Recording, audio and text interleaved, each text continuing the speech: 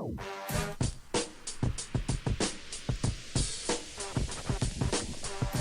time for the Shop Report with Barbershop Jay.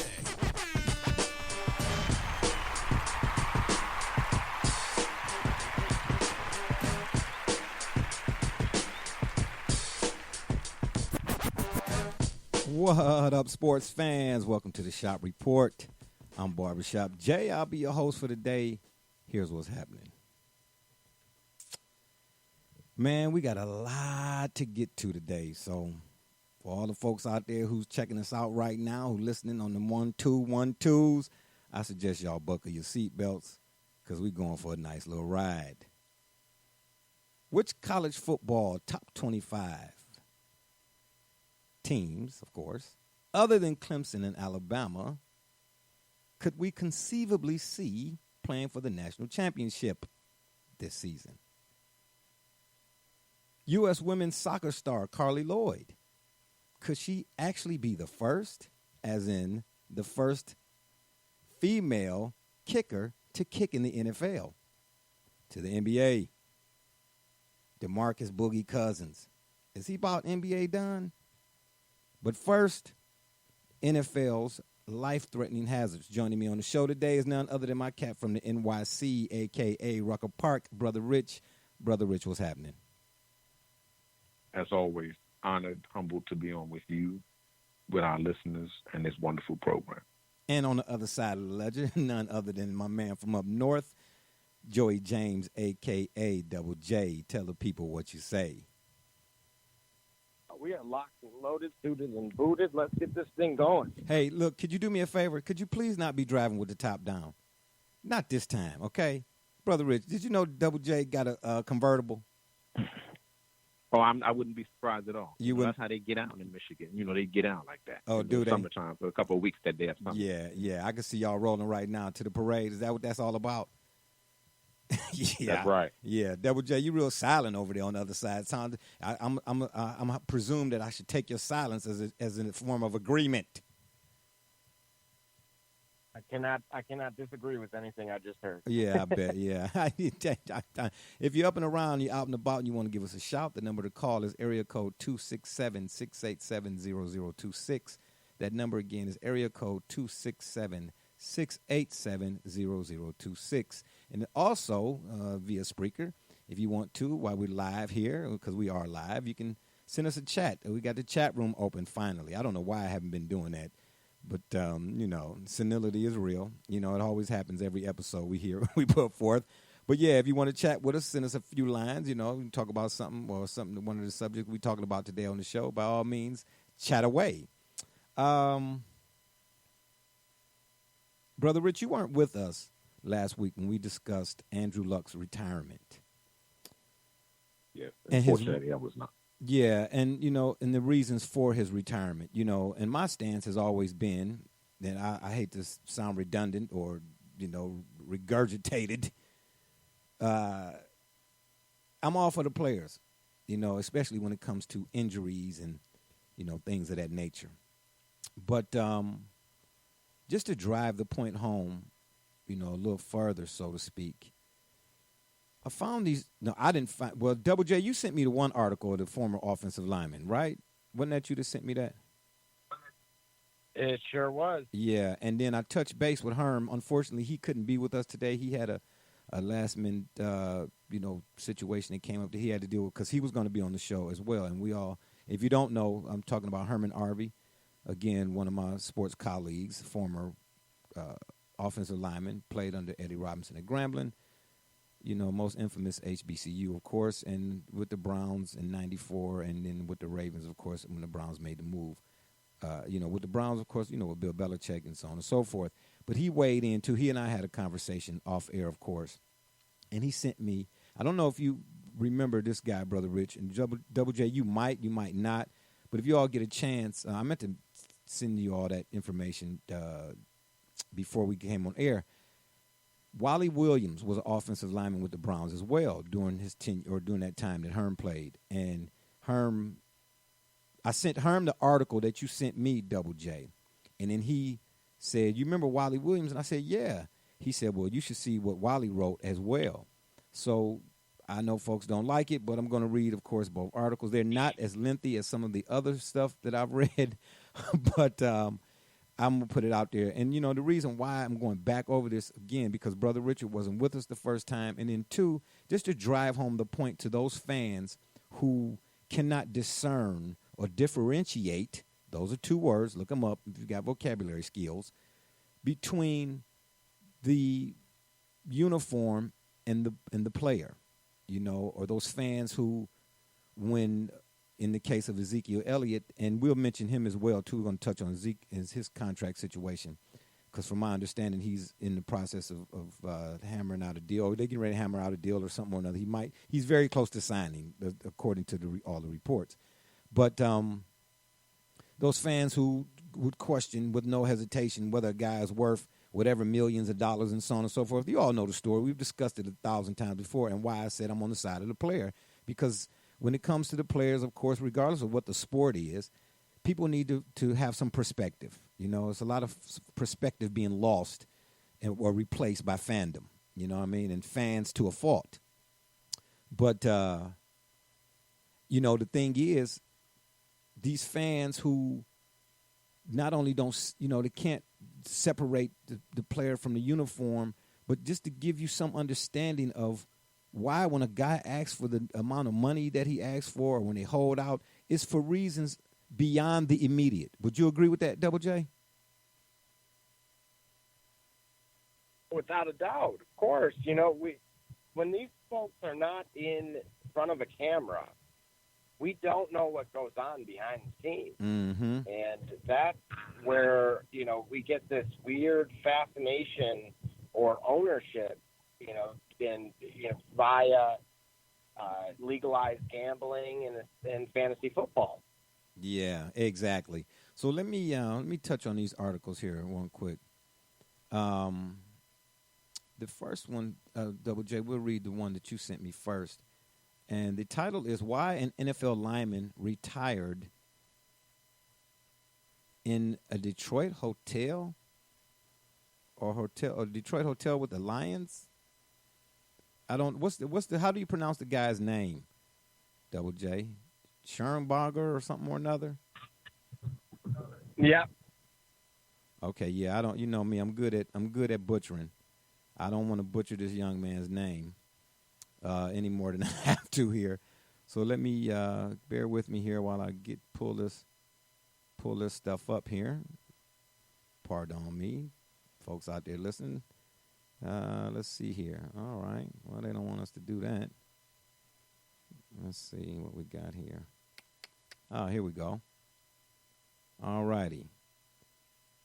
Rich Ohrnberger, Ohrnberger. All right. Like I said, forgive me for butchering your name, buddy. But Ohrnberger was an NFL offensive lineman from 2009 to 2014. He played with the Arizona Cardinals in 2012.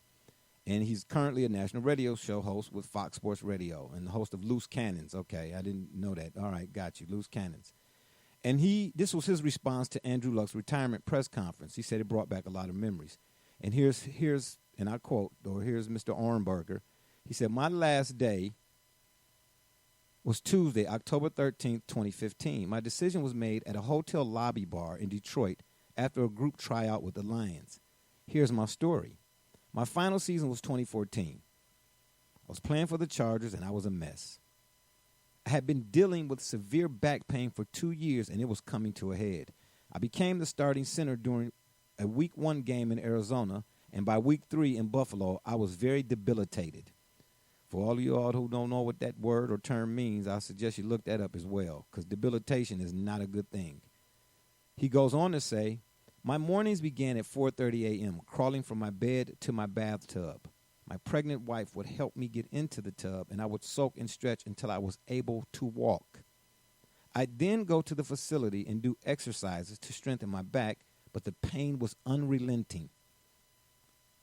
It was determined that I would need spinal surgery, but I could continue playing as long as the symptoms were manageable." Now let that sink in for a minute, because just reading that right there brought back the whole Kevin Durant thing. Yeah, I don't know whose fault was what, and a few of the books that I read. You know what I mean about Everybody, sides with the team automatically when a player comes out and says whatever it is. Oh, man, he should be grateful that he making that. Listen, well, like I said before, when it comes to the players, whatever millions or however much they make, keep in mind, prospective people, this is their livelihood. The guy who signs the checks is his luxury. Big difference. He needed spinal surgery, but somebody in the building told him he could keep on playing. Now, if that don't sound bass backwards, I don't know what does. But anyway, throughout the season, I received 5 or 6 epidural injections. Now, if there's any ladies out there that's listening, I'm sure you all can empathize. Some were less than 2 weeks apart. I would constantly fantasize about that surgery. Now, I've had surgeries before. And trust me, for a guy to, again, fellas, we always talk about word play, okay? Like, for instance, I happened to catch a little snippet, not to sidebar y'all right quick, but I caught a little snippet earlier today of First Take. I don't know why I was tuned. I was kind of bored, to be honest with you. And I looked at the title, and the title was, Should Zeke Elliott be paid like a top or like be the highest paid running back in the NFL? And I'm thinking to myself, that's a loaded question. I would never ask that question as a subject or a topic. See, because for those people who can't think for themselves, that watch TV all day, every day, and allow TV to do their thinking for them, they're going to think that, he don't deserve to be the highest paid. That's not the question. That's a DAQ, D-A-Q, a dumb asked question. You don't ask that question. The question is, should he be paid according to what the market says he should be paid based on his position and his impact on the team? Didn't we have that discussion? So it's your wordplay. But anyway, this guy said he constantly fantasized about having surgery. Who does that? I know I didn't. Anyway, he goes on to say, I wasn't sleeping because I couldn't find a comfortable position to alleviate the pain. If you've had a pinched nerve or anything, we all know, okay? Yeah. Or if you've even sprained your thumb, let me see you button that top button on your pants, right? Or even zip them up. Anyway, I digressionize. That's not a word. That's mine. I was miserable because of the pain. I was afraid because I wondered if the pain would ever go away. But I kept playing. Imagine that. I didn't want to let my family down, coaches, teammates, or myself. I had a pretty significant injury history. He says, I'll get into all of that later, I guess. And I was worried if I finished another season on injured reserve, it would be my last. Unfortunately, the more I played, the worse the symptoms became.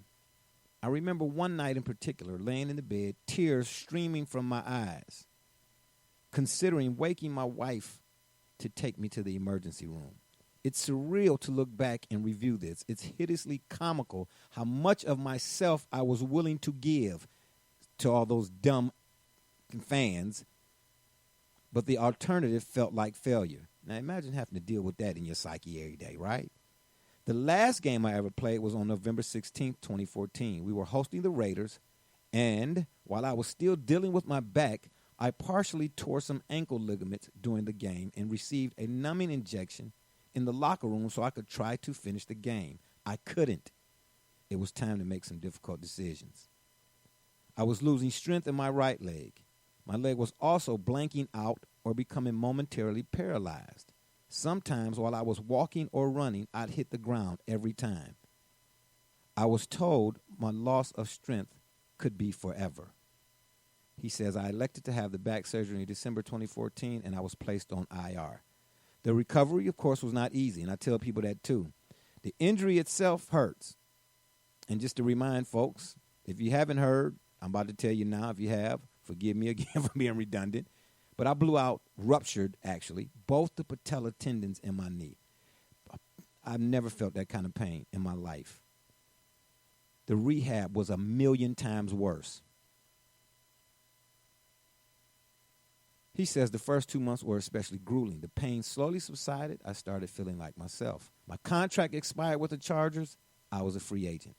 After 8 months of intensive rehab and training, I had a training camp workout with the Bills. I was not signed.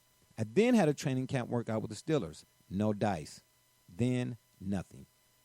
Preseason ended and the NFL season was underway. The phone wasn't ringing. The Lions, unfortunately, got off to an 0-5 start.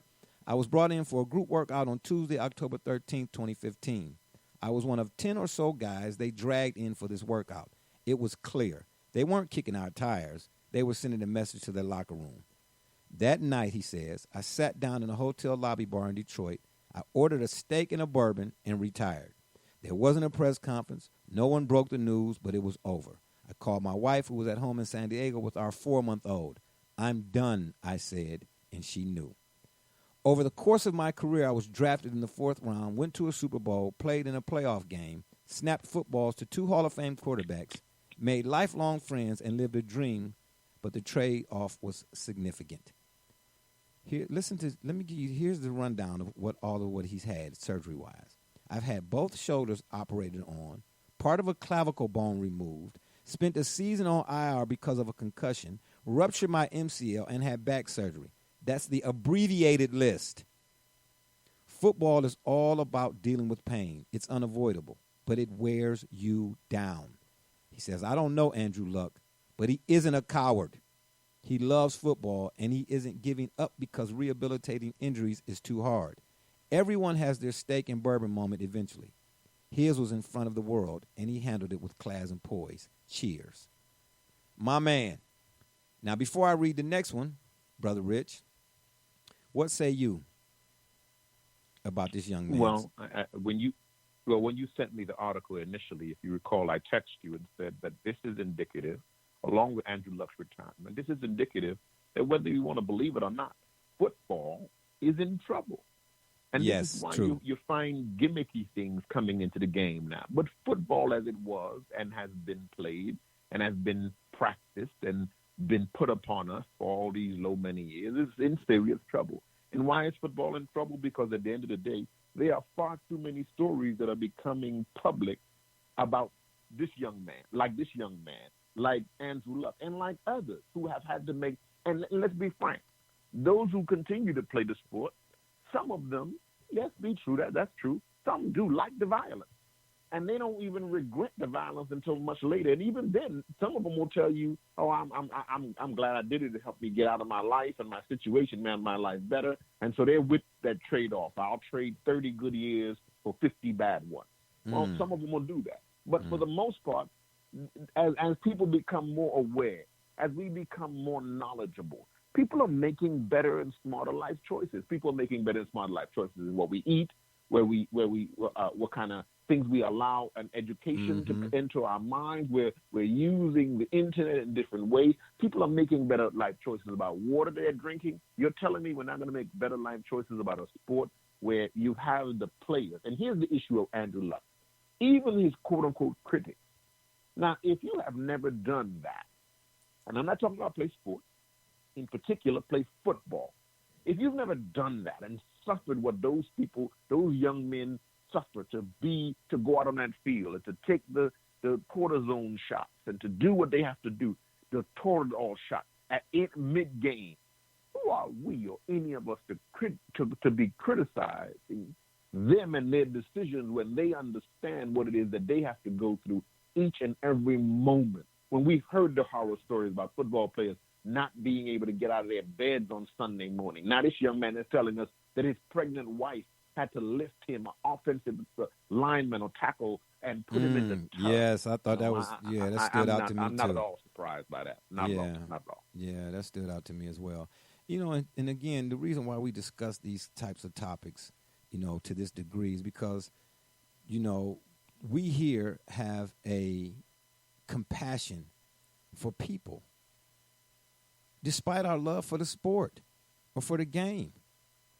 I can sit up and watch football all day, every day. I'm a competitor. Always been. I think I always will be. You know what I'm saying? But at the end of the day, again, I pride myself on having that perspective to say, man, when I see a guy get hurt, I don't know him, but I feel it. You know, again, based on having been hurt playing without a contract, and then knowing guys who did have contracts who played and got hurt. I told you all about Herm's fingers, and he don't mind me telling y'all that. You get what I'm trying to tell you? Because he wants it to be sure. This ain't no sugarcoating. So let me read what Double J, you wanted to say something as well? You want to weigh in on that, the first one, or you want me to read the second one and then you weigh in on both? Definitely continue with the second, and then I'll weigh in. All right, good deal. This is from Wally Williams, which I thought was a little bit more in depth and spoke to Luck's retirement in regards to the injuries and the toll they take on your body from playing such a violent game, quote unquote. This is the last pick that was taken of me in a uniform, and this is at the time he played for the Saints. As I look at it, it represents so many other things that were going on in my world at the time. Injuries had taken over my career, and it was time to live that real life. It was the worst year for me on the field, managing pain and dealing with and he put about 1,800 zeros behind it, so many injuries. And in parentheses, torn Achilles, 2 knee surgeries, ruptured C4, C5 vertebrae, torn rotator cuff, fractured ankle, and just bruised from head to toe with football for 25 years. And came back to play from every one of them, but not this time. I self-medicated to substitute the vast number of opioids given and was suspended as a result, which was wrong by me. Wish we would have had CBD available. People, family, friends had opinions about my decisions, like Luck and others, and they were expressed. People may not understand Andrew Luck, Patrick Willis, Jim Brown, or Barry Sanders as to why leave in your prime. Well, if you stay too long and can't walk, run, remember a damn thing, or hurts just to use the bathroom at 40, who wants to deal with that? And this last part, it registers with me big time. Money and fantasy football ain't everything. And then he put a shout out to my man Boo Williams, who's in the background, spatted up or tatted up, as they like to say. So Double J, go ahead, man. Weigh in for us. Well, I'm going to double down on Brother Rick's point here, is that this is educating people on what happens behind, that curtain, if you will. And the human element of this, despite, things such as social media, it's again that fantasy element that bubble needs to get popped. That this isn't Madden, where these folks, they get off the field and then they're ready for you at the next moment that you decide to start up a game. And now that we are bringing attention to this, the NFL is very much in trouble because, they're no different than you and I finding out in a report that we shouldn't have a particular substance in food or to avoid something, and we make that change. If you're the father of a 6-year-old, and initially you dreamed of him being a football star, you may reevaluate that decision for that child, because again, you're essentially, rather than nurturing them, you're putting them directly in harm's way, and now you at least are fully aware of what the consequences can be, despite the success. This is despite the success. We're not talking to those like the Eric LeGrand, who did not have an opportunity to make money. Mm-hmm. The former Rutgers player, right? From them. The former Rutgers player. That's correct. Yeah, and you know what else? Who else comes to mind? And I'm gonna say his name, and I don't mean to butcher it, but I'm gonna give it a shot here. Adam Telefero from Penn State. Oh, absolutely. Yeah, and then even more recently, Ryan Shazier. You know what I'm saying? And I'm glad he's up. I saw a recent picture of him or video, and he was walking on the field or whatnot. But you can tell, man, and he was talking about making a comeback. Dude, let it go. It's not worth it. You know what I mean? I get it. You guys love the game and whatnot, man. But he was up and around, which is good. I'm glad he got his, he got his own feet up under him again. But it was tough going, man. You could tell he was a little off a little bit. You know what I mean? So it's going that healing.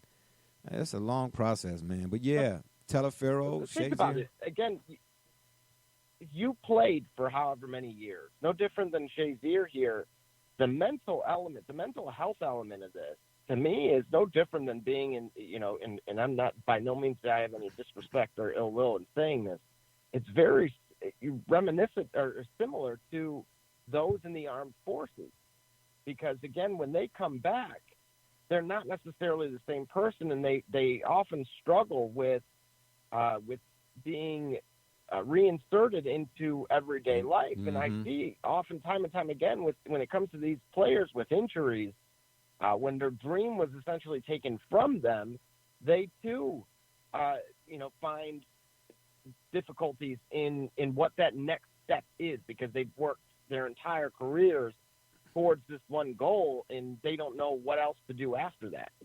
Yeah, for sure, man. Like I said, the reason why we bringing this back up, of course, because my man, Bro Rich, wasn't here, and I wanted him to weigh in. But again, at the same time, man, with the season just a few days away, go Browns, dog pound, the whole nine. I thought Brother Rich was going to give me a woof woof. Yeah. You missed your cue, man. But, yeah, we just thought, Who let the dogs out? Oh, save it. Double J, you said that like you got your shoes on the wrong feet, man. But I ain't mad at you, as long as you got on some shoes. Yeah, I just wanted to, bring that back up, man. Just, remind folks or caution folks, man. I don't have a problem with your fandom, but it's when the fandom crosses the line. So, this upcoming season, man, when you see a guy get injured, or the next season when you see a guy holding out, asking for more money or whatever the case may be, because, we all know on the flip side, management, they don't hesitate to get rid of you or say you ain't worth of this or try to pull some shenanigan when it comes to contract negotiations or whatever the case may be. So, the player should be allowed to get up and make a say or whenever he feel like it too. You know what I mean? If you signed a 4-year deal, but you didn't outplay that 4-year deal in year 2, then guess what? We need to revisit some things. You get what I'm trying to tell you? And don't try to lowball me either. You know what I mean? Don't try to lowball me. The number again, if you're up and around, you're out and about, and you want to give us a shout, the number to call is area code 267-687-0026. That number again is 267-687-0026. Or we got the chat lines open if you want to. You can chat with us here on the Spreaker.com network. Okay. I got a bone to pick with you, Brother Rich, and Double J. Let me tell you what this bone is. I'm with it. I'm coming with it. What you say, Double J? You have something smart to say? You want to get the mute button early? Do you want the mute button early? Helen. Blasphemy. Don't. Man, I'm telling you, my finger was on the tree regga. Yeah, I got a bone to pick with you gentlemen. Why did not either of you tell me all this Laker talk we've been doing here as of late? Why I had to look on Facebook and see a post? Now, I feel like I know a lot when it comes to sports. But again, I'll be the first one to tell you I don't know everything. Why didn't you all tell me that the Lakers did not retire George Mikan's number? Brother Rich, what's up with that? That was before it was popular. That was before. Remember, number retirements. Those are all ticket sales and jersey sales, and so before it was popular. It'll happen. It'll happen. But hold on. But see, hold on. Based on honor and respect. Oh, no. That's a nice way to sugarcoat it. It was an oversight on the team. Oh, oversight. Man, stop it. The Lakers got 427 banners up in the ceiling. They don't even have enough room for the air conditioners. Look here.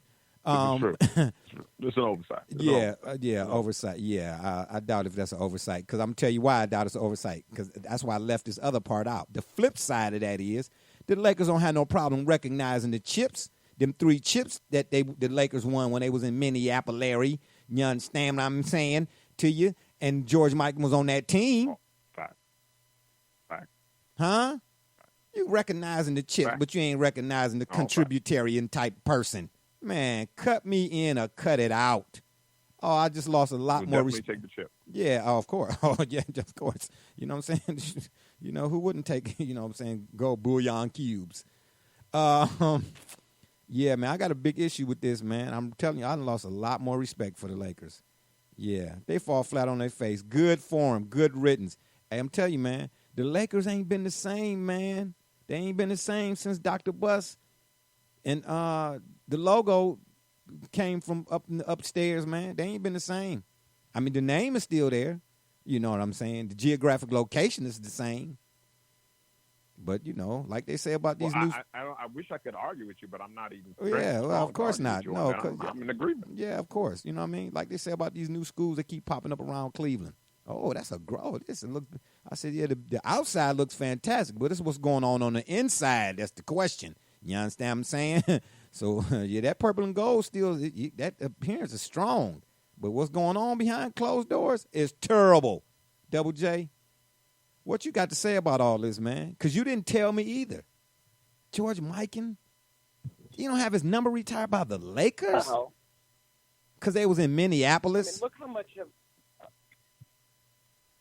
Yeah, and look, I hate to say it, but... No, you don't. No, you don't. When you think back, I'm going to take you back to 2003, 2002 here. And when you had the MPLS jerseys, unfortunately, on the back, they weren't selling the Mikans. They were selling the Bryant. Was that... I don't know. Say it. Tell it. Was that some sort of attempt at cynicism? I don't... Are you condescending? Was that what that was? In fairness here. Oh, now you want to add some fairness. Really? The purists understand that he is, by definition, the first dominant big man. And I again, who am I to disagree? But, again, it's interesting because the Lakers are, as an organization, somewhat picking and choosing what they would like to associate with when it comes to the previous host city, if you will, for the franchise. Okay. And see, so then here's the other issue I have. I could see if we was talking about the Washington Wizards and they wanted to leave Deshaun Stevenson off from the rafters. Okay. But, man, Shaq paid for this dude's funeral, man. You just said it. He was one of the best big men, one of the first big men's bigs to play big. And for the Lakers. Regardless of their location at the time, man. And here's the interesting part. See, to me, this starting to sound like some NFL crap.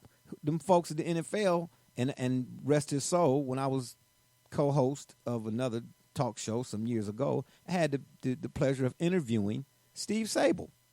And he and I had this conversation about why the Browns championships, when they throw up all of these, who's the best Super Bowl team and such and championship. I don't care what you call it. It's still a championship, right? Well, because the Browns, when they won all 300 of theirs, at the time that they won theirs or whatnot, it wasn't called the Super Bowl then. Folks act like it didn't happen. What kind of crap? I'm not buying it, man. With all disrespect to the Los Angeles Lakers, not the city, because I did live in California. Real nice weather. If you can get through the small. There goes our floor seats. Yeah, there goes your floor seats. I'm good. You need to sit with the pigeons. Say it louder, Double J. Say it louder. Y'all need to sit with the pigeons. Both of y'all. Man, ain't no way in the world you a Lakers fan and you ain't recognizing George Mikan. You understand what I'm saying? Stop playing. All right, that's enough of that. Yeah, you all have no recourse on this one. Huh? And you know me, when it comes to debate, I'm not really. We're not looking for any. Yeah, I know. Good. We understand. Yeah, when it comes to debate, I'm not about winning and losing. I'm just about, mind elevation and engagement. But this time, I'm winning. Yeah, I'm winning. Yeah, you can't say, there's no explanation for why George Mikan's number is not retired. Now, you say, Brother Rich, that they'll retire. When? Well, the fact that you're talking about it lets us know right now that it's on the minds and hearts of people, and this will pick up vibration, and he'll get a circle he'll get a number in the circle of honor. We'll recognize him. We recognize him right now. Well, you know what they need to do when he does get his jersey lifted to the rafters? They need to put a statue out front too. Because and that's the crazy part about it. You're going a little too far. Whoa, that's me. I'm always on a journey, okay? Yeah, Double J, what'd you do? Going a little too far now. Double J, what'd you do, sneeze? Got you. The Lakers. Whatever you're having, make mine a double. Yeah, I got you. Exactly. I need a double. I make mine a triple. Yeah, stop stealing my lines. And if you're going to say it right, don't repeat my stuff sloppily, okay? KRS-One. No, what I'm saying to you is the Lakers recognize Shaq in the titles that he had when he was down. Him and Kobe was doing their thing. Shaq recognized the big man, but the Lakers, era. huh? Someone said modern era. I don't know who that person was. The person probably should have got the mute button. Man, y'all better be glad my fingers slipped for a minute there. If Shaq can recognize the big man, how come the Lakers can't? There's no excuse for this on this one, fellas. It's not. It's not. So let us move on, all right? Put the man's jersey in the rafters. His jersey should have been retired. You know what I mean? Who are these folks? Who decides this, brother? Can you give me some idea? The folks that decides whose jersey goes up and when? The clubs themselves. Really? The clubs themselves. Really? So yeah, and that's why I told you it's really a fan base. It's really a marketing management thing. Okay, so it's really a marketing management. Okay, so let me give you an example. If you're the Lakers right now, and you only do jersey retirement once in a blue moon, literally. So if you're retiring a jersey, who are you retiring who has a fan base? When you got Kobe coming up, you got Shaq, you got the kind of people you have in an organization like that. You're talking about Magic Johnson, Kareem Abdul-Jabbar, Shaq. You're talking about people. The Staples Center is big, but you only got so much room out front for statues now. And in front of the Staples Center, you also have. We'll put some in the basement. The announcer statues. They got a museum down there. Like that. What you mean? They got a museum down there somewhere. We can't do it like that. Well, put it in the building across the street. We're going to retire his jersey. Where's his fan base? Where's the fan base for George Mikan that demands his jersey be retired as such? What are they going to sell? Who's going to buy it? When's actually we see anyone walking around with a George Mikan jersey? Oh, that's so disrespectful. Like Double J said, people wear Kobe. People will wear Jerry West. People wear other throwback Laker jersey, but I can't tell you. I don't know the last time I've seen anyone walk around with a George Mikan jersey. So I don't know where the clamor is coming. That's why I'm with Double J. Whatever you have, maybe you can send us each, something. Yeah. Okay. Here's a care package. Here's another one for you. I hear you, but I'm gonna raise you one. Matter of fact, I'm going to raise you two because it's both of y'all. I see y'all in on this just like y'all in on the Browns parade. I guarantee you, had Dr. Buss still been alive and still been sitting at the top of that organization, Mikan would have been had. I don't know why he didn't have one then. He probably was in the works then, but the man met it untimely. But what I'm saying to you is, this discussion wouldn't be happening right now. Am I lying? You think if Dr. Buss was still here? Well, I totally agree. I totally agree. See what I'm saying? Now, and it wouldn't have had nothing to do. The fan base and the whole nine now. Well, I got to agree with you, but let me give you a little pushback. Okay. Right? Again, right. I want to say again, who is Mikan's fan base? Remember now, yes, they won. That's attached to the franchise, but he's not. That's attached to the quote-unquote Laker brand, but he's not attached to the Los Angeles Lakers like that. He's not attached to. Oh my gosh! And he's not attached to.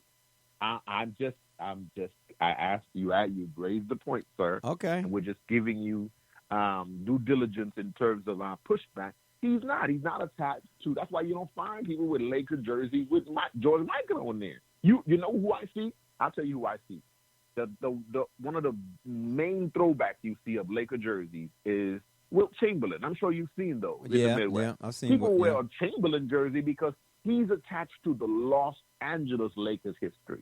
George Mikan is not attached to the Los Angeles Lakers history. I'm sorry. So when you find out his jersey has not been retired because he does not have a fan base here or in the region saying, oh, you know what, we got to have a Mikan night. Nobody marketing. Who's going to come out to the marketing evening when we're saying, oh, tonight we're celebrating George Mikan? Real Laker fans.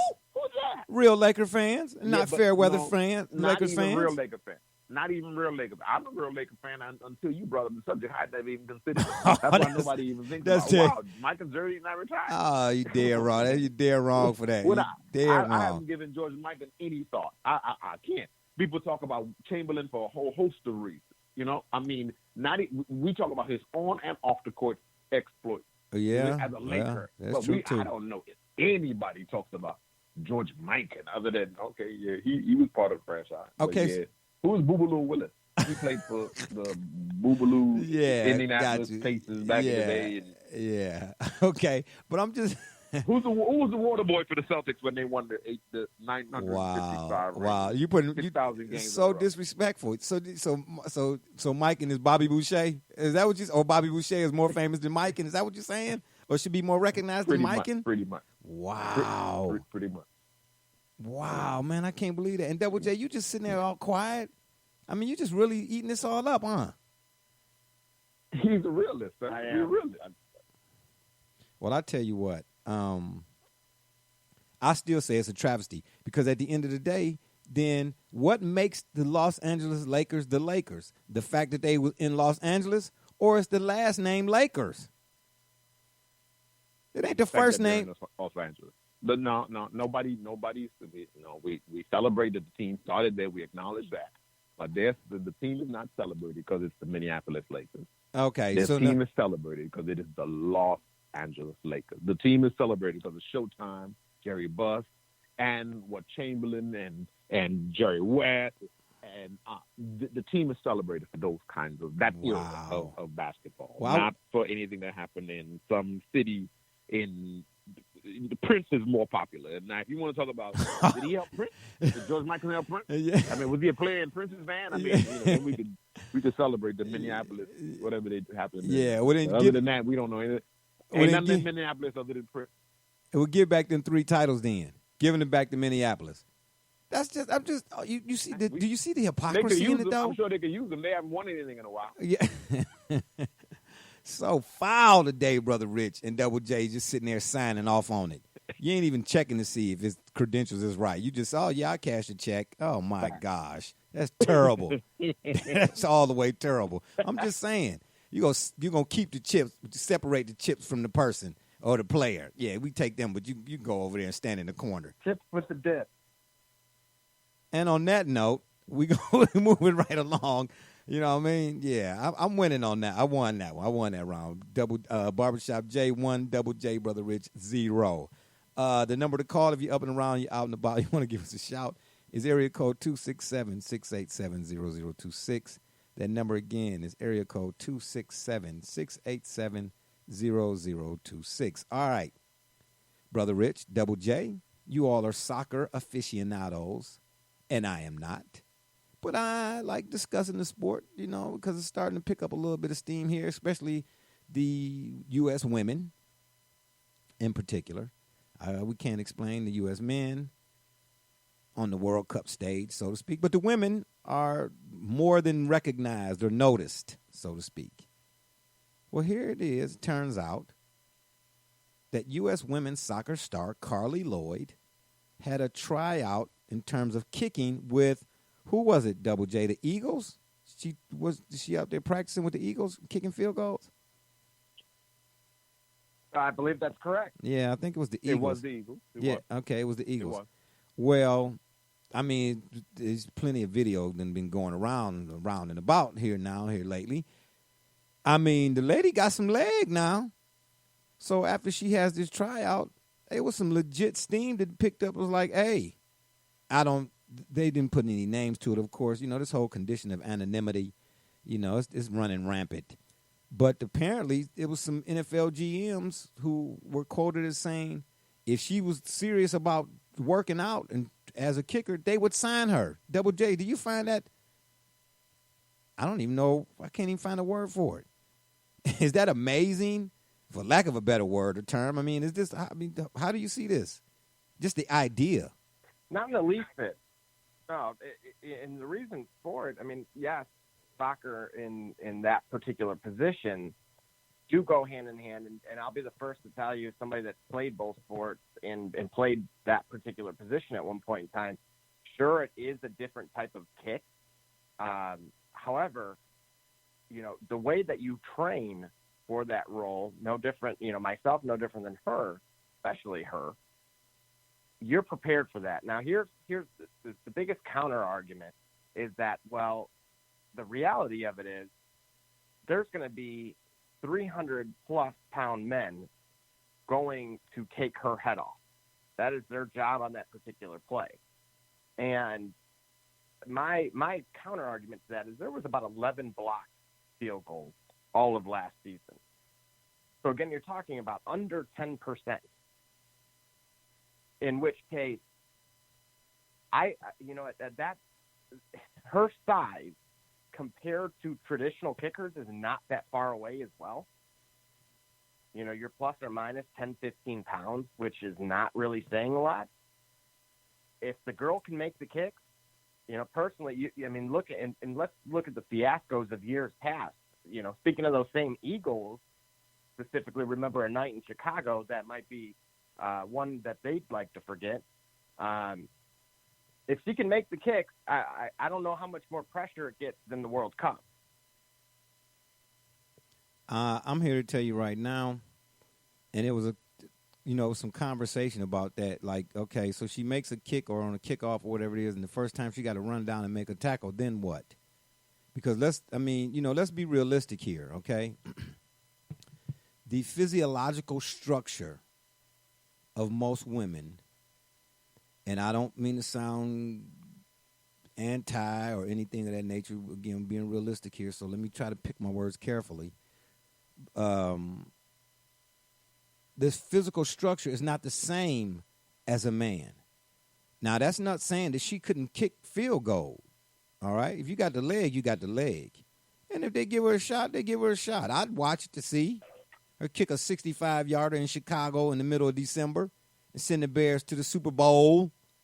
Huh? Cody Parkey, have a seat.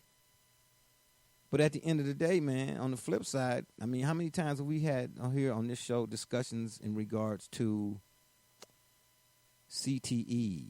And we just read articles from the gentleman who had multiple surgeries and his pregnant wife had to lift him up out the bed. Okay, so you can't, not you, Double J, or Brother Rich, I'm just saying in general, on one hand say, ooh, I'd like to see her do it, without factoring in, on the other hand, the violence that comes along with it. If she's on an NFL team as a kicker, how do you protect her from not getting, and you don't think, I really hate to put this out there, but I'm going to have to. You don't think it would be some guy who might want to take a shot? And not because, it's like a female thing, but just, just to send a message and let her know, like, hey, look, this is the real deal up here. You know what I mean? Because, some guys, and I'm not saying this we all, but it might be a few guys who might feel, a little miffed at the fact that, like she taking up a roster spot. Do you think so or no, Double J? I'm going to disagree. And that's because of the nature of that particular play that she would be in. Again, we've seen the Sean Taylor Mormon hit multiple times. But otherwise, again, you're in pads. And I'll be the first to tell you, when you get hit in soccer, there's nothing there to protect you there. So you're landing with your shoulder down, and that's it. However, yes, I do understand and agree that you do strongly have to take into consideration the size differential between her and anybody else. But the reality of it is we're talking less than 10% of all kicks throughout the entire league. So you're saying at most, based on those analytics, one of her attempts would get blocked. Really? In which case, yes, then it's a mad scramble for the ball. But again, one in a season, if she can make the kick, I don't care who it is, a GM's going to feel the same way, put her on the field. Brother Rich, what say you? Because Double J, you got a strong point. I was on the sideline chomping at the bit to get into the subject, and I know you were looking for a word earlier, and I'm not going to be politically correct. And when I answer this question, is this particular comment and topic, I'm going to answer my word for this is absolutely ridiculous. This is ridiculous, and here's why it's ridiculous. That's 4 words, but go ahead. It's not ridiculous because it's not a word. No, the word is the single word is ridiculous. Yeah. But the reason it's ridiculous is not because she's a woman. That has nothing to do with it. Here's why it's ridiculous. It's ridiculous because A, she's 37 years old. Oh, she's wow. not talking about doing this till next year. She'll be 38 years old. We just opened this show talking about real football players in what is considered in American lexicon a quote-unquote gladiator sport. Now, here's where I will step aside from Double J's commentary and even go a little further. I think that I agree with you, Jay, because there will be some men that's going to say, I'm going to crack a chest plate just to prove a point that if you want to be out here with me and you want to, because remember now, we're talking about football players. We're not talking about politically correct individuals. We're talking about people who are going to be playing for their life. We're talking about people, some person is going to say, I'm not going to let this girl, and that's what she's going to be on the football field, regardless of what anybody in the listening audience who wants us to be politically correct, they're going to say, I'm not going to let this girl make me look bad or beat me. So they're going to go extra hard at her. So, yes, maybe she gets one of the kicks blocked, but the one that she does get blocked, what happens when that guy runs up on her? Is he supposed to hold up on her, stop on not crush her chest plate because, quote unquote, she's a girl, or do you say, well, she's out here on the football field? And when I hear clubs talking like this, it is because football is losing its core grouping of individuals who make up the football player, if you will. Okay, and gotcha. so the pool needs to now expand because HBO did something on this, I believe it was last year, where they talked about the quote-unquote more educated you become, the more you move away from football. So they're looking now at all these statistics that say football is losing its core demographic of people that just wanted to around there and thought they were just having a good time. So now you have to find ways to engender and perhaps bring even women into the game and bring women coaches and get more eyeballs to want to watch the game because you got all kind of social issues and protest movements and boycotting and this, that, the other. I let me say for the record, I don't think there's anything wrong with women in sports. Nothing at all. I don't think there's anything wrong with a woman being a kicker. And I think it's absolutely ridiculous to take a 38-year-old soccer player and then believe we can transition her, and I use the pronoun her specifically. We're going to transition her to then be prepared to make a kick, run off the field, do all these different things. Yeah, kickers don't normally get run over, but how fast is she compared to the average kicker? So what about all of those different things? We're talking about LeBron coming back and going down, and he's 30-something.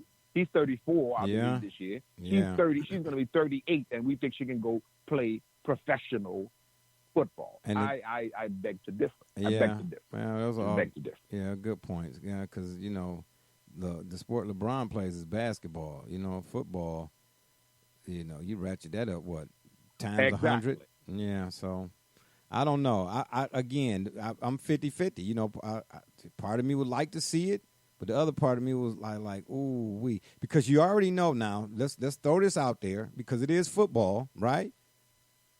And you can't have one without the other. You can't, it's not going to be a bowl of cherries out there. At some point,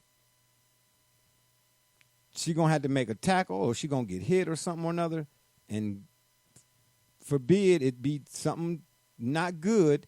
Then it's going to be a lot of folks that's going to have a lot to say about that too. Now, you don't think so, Double J? Well, I think we're being a little extreme here. Let's face it. Look, no different than when a quarterback goes to set a block. And Aaron Rodgers is a perfect example of this because he merely gets in the way. And again, defensively, you see it handled one of two ways. Because he's not really trying to lay into you because, again, he's putting his own body in harm's way. And I've seen it both times. You've seen somebody try to hit him hard, and you've seen somebody just simply try to get out of his way to make the play. I don't really see any difference here. And from again, I'll be that NFL exec and be that devil's advocate here in this role. And simply put, if that's going to win me the same size audience that's watching the Women's World Cup, that sounds great. That fills in the seats for the folks that have just walked out. Plus Plus what? But if you're going with that, again, I accept that. If it's a marketing, I'll take it because you're telling me it's a marketing deal. Because that's what it is. It's an obvious marketing ploy. So we're going to bring her in so we can get more eyeballs. Yes. Nevertheless, here's what we're saying about the energy and the spirit of the game that you're telling me is so important. So that we're going to have this one gimmicky element of it, if you will, so that. But you're seeing it across. Hold on, let him finish. Let him finish his thought. But this is. Let him finish his thought. But this is exactly what I'm acknowledging, that you're seeing it across all the platforms. Everybody's trying to do it, bringing some gimmick. Popeyes, the chicken sandwich, that people are losing their mind for. My This is somebody's marketing gimmick that has everyone looking like a fool now. Look, this is a great gimmick. I'm not saying it's not a great gimmick, and I'm not saying that Carli Loyd is not the perfect person to pull this gimmick off with. And I'm not saying that obviously there's footage there. She obviously can kick a 55-yard field goal. Here's my question.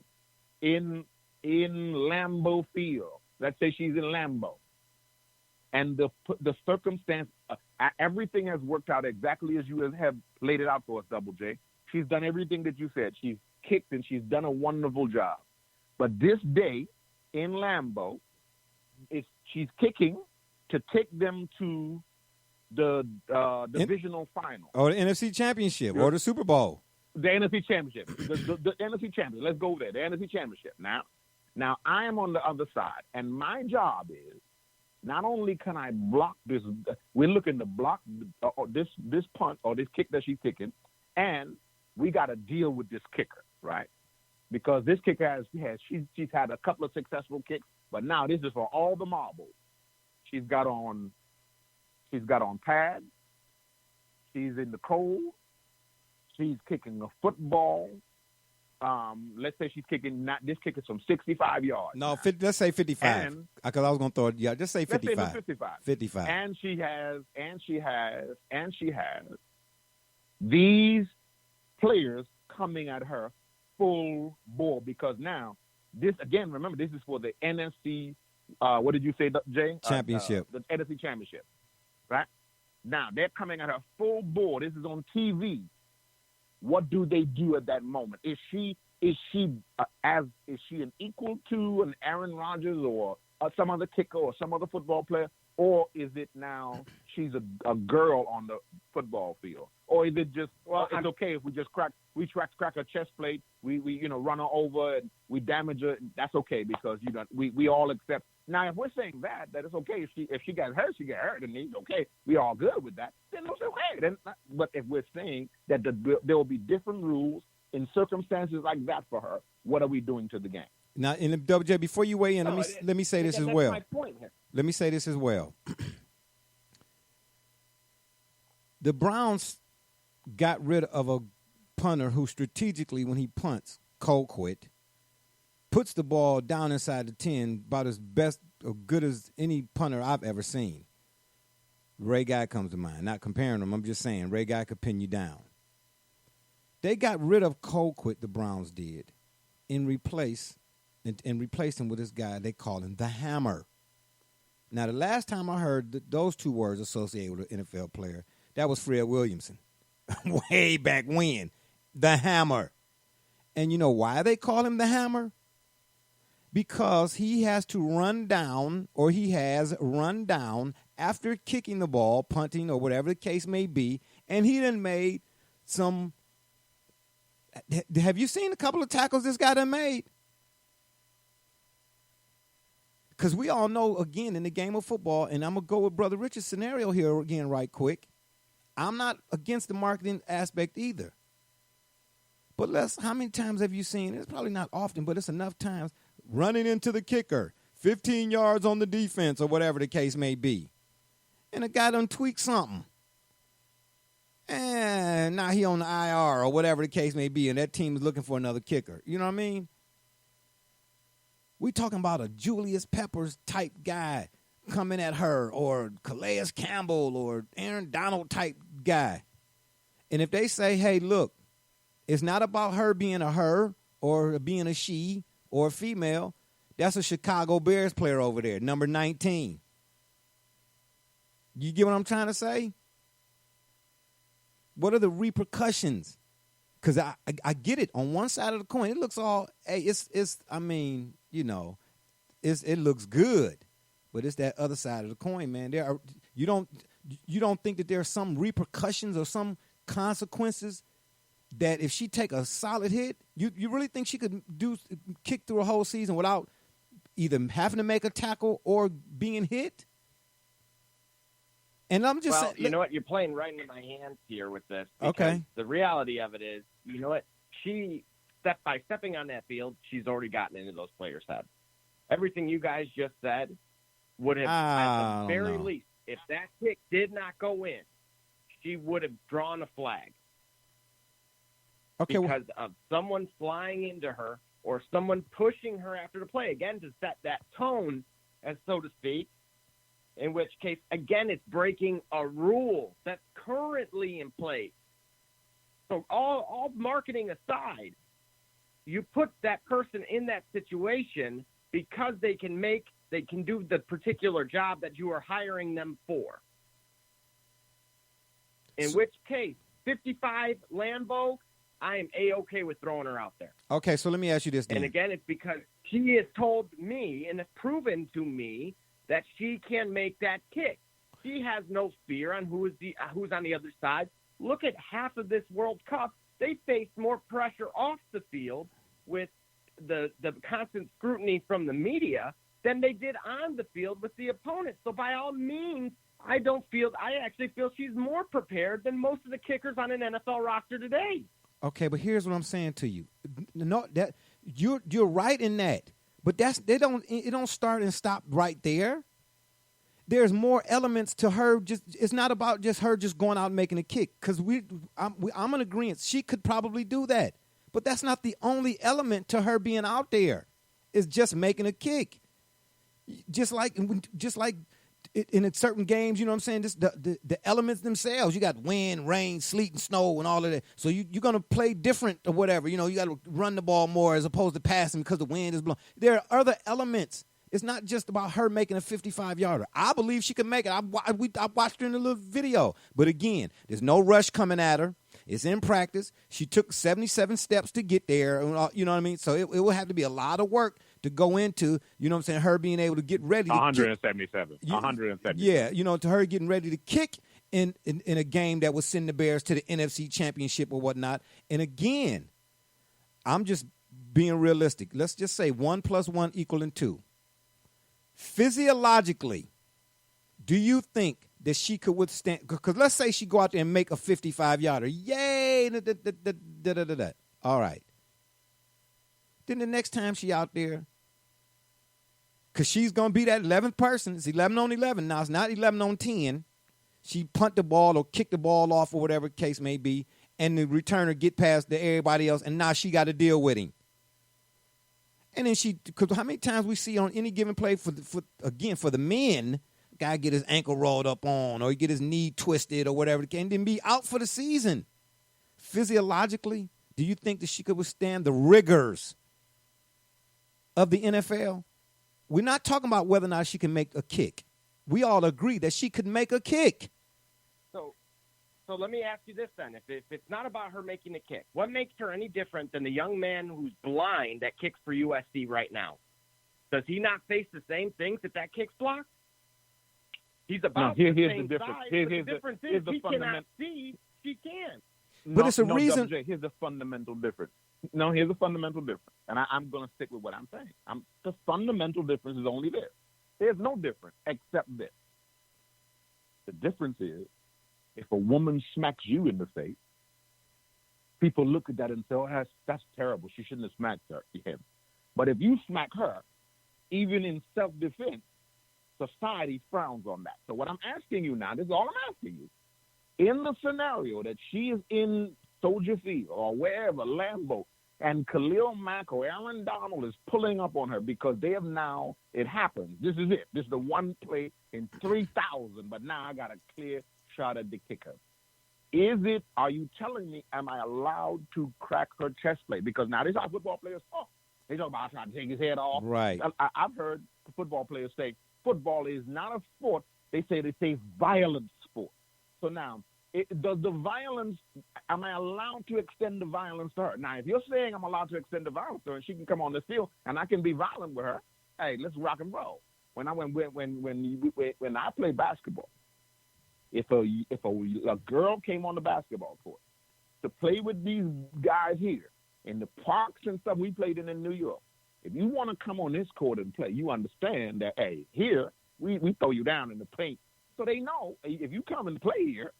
So most people understood what it is with playground rules, so you say. Now, football, being that kind of sport, am I supposed to, if I'm Aaron Donald, if I have a clear shot at her, and she just got a number, whatever number she has on, am I saying, Double J, are you saying to me, yes, that she's great, she's kicked all these, she's hit 3 field goals this game, one from 55, 57, one from 60. She's done a great job. But in this now, if I let you hit this, you going to the NFC Championship, and I'm going home. I ain't letting this go down. Now, are you saying to me, Double J, am I allowed to hit her? Now, if you say I'm allowed to hit her, your argument wins. But if you say that I'm not allowed to hit her because she's going to play me because if I hit her, I'm going to get called for roughing the kicker, then is that the game? Hold on. And before you answer, let me add something to that.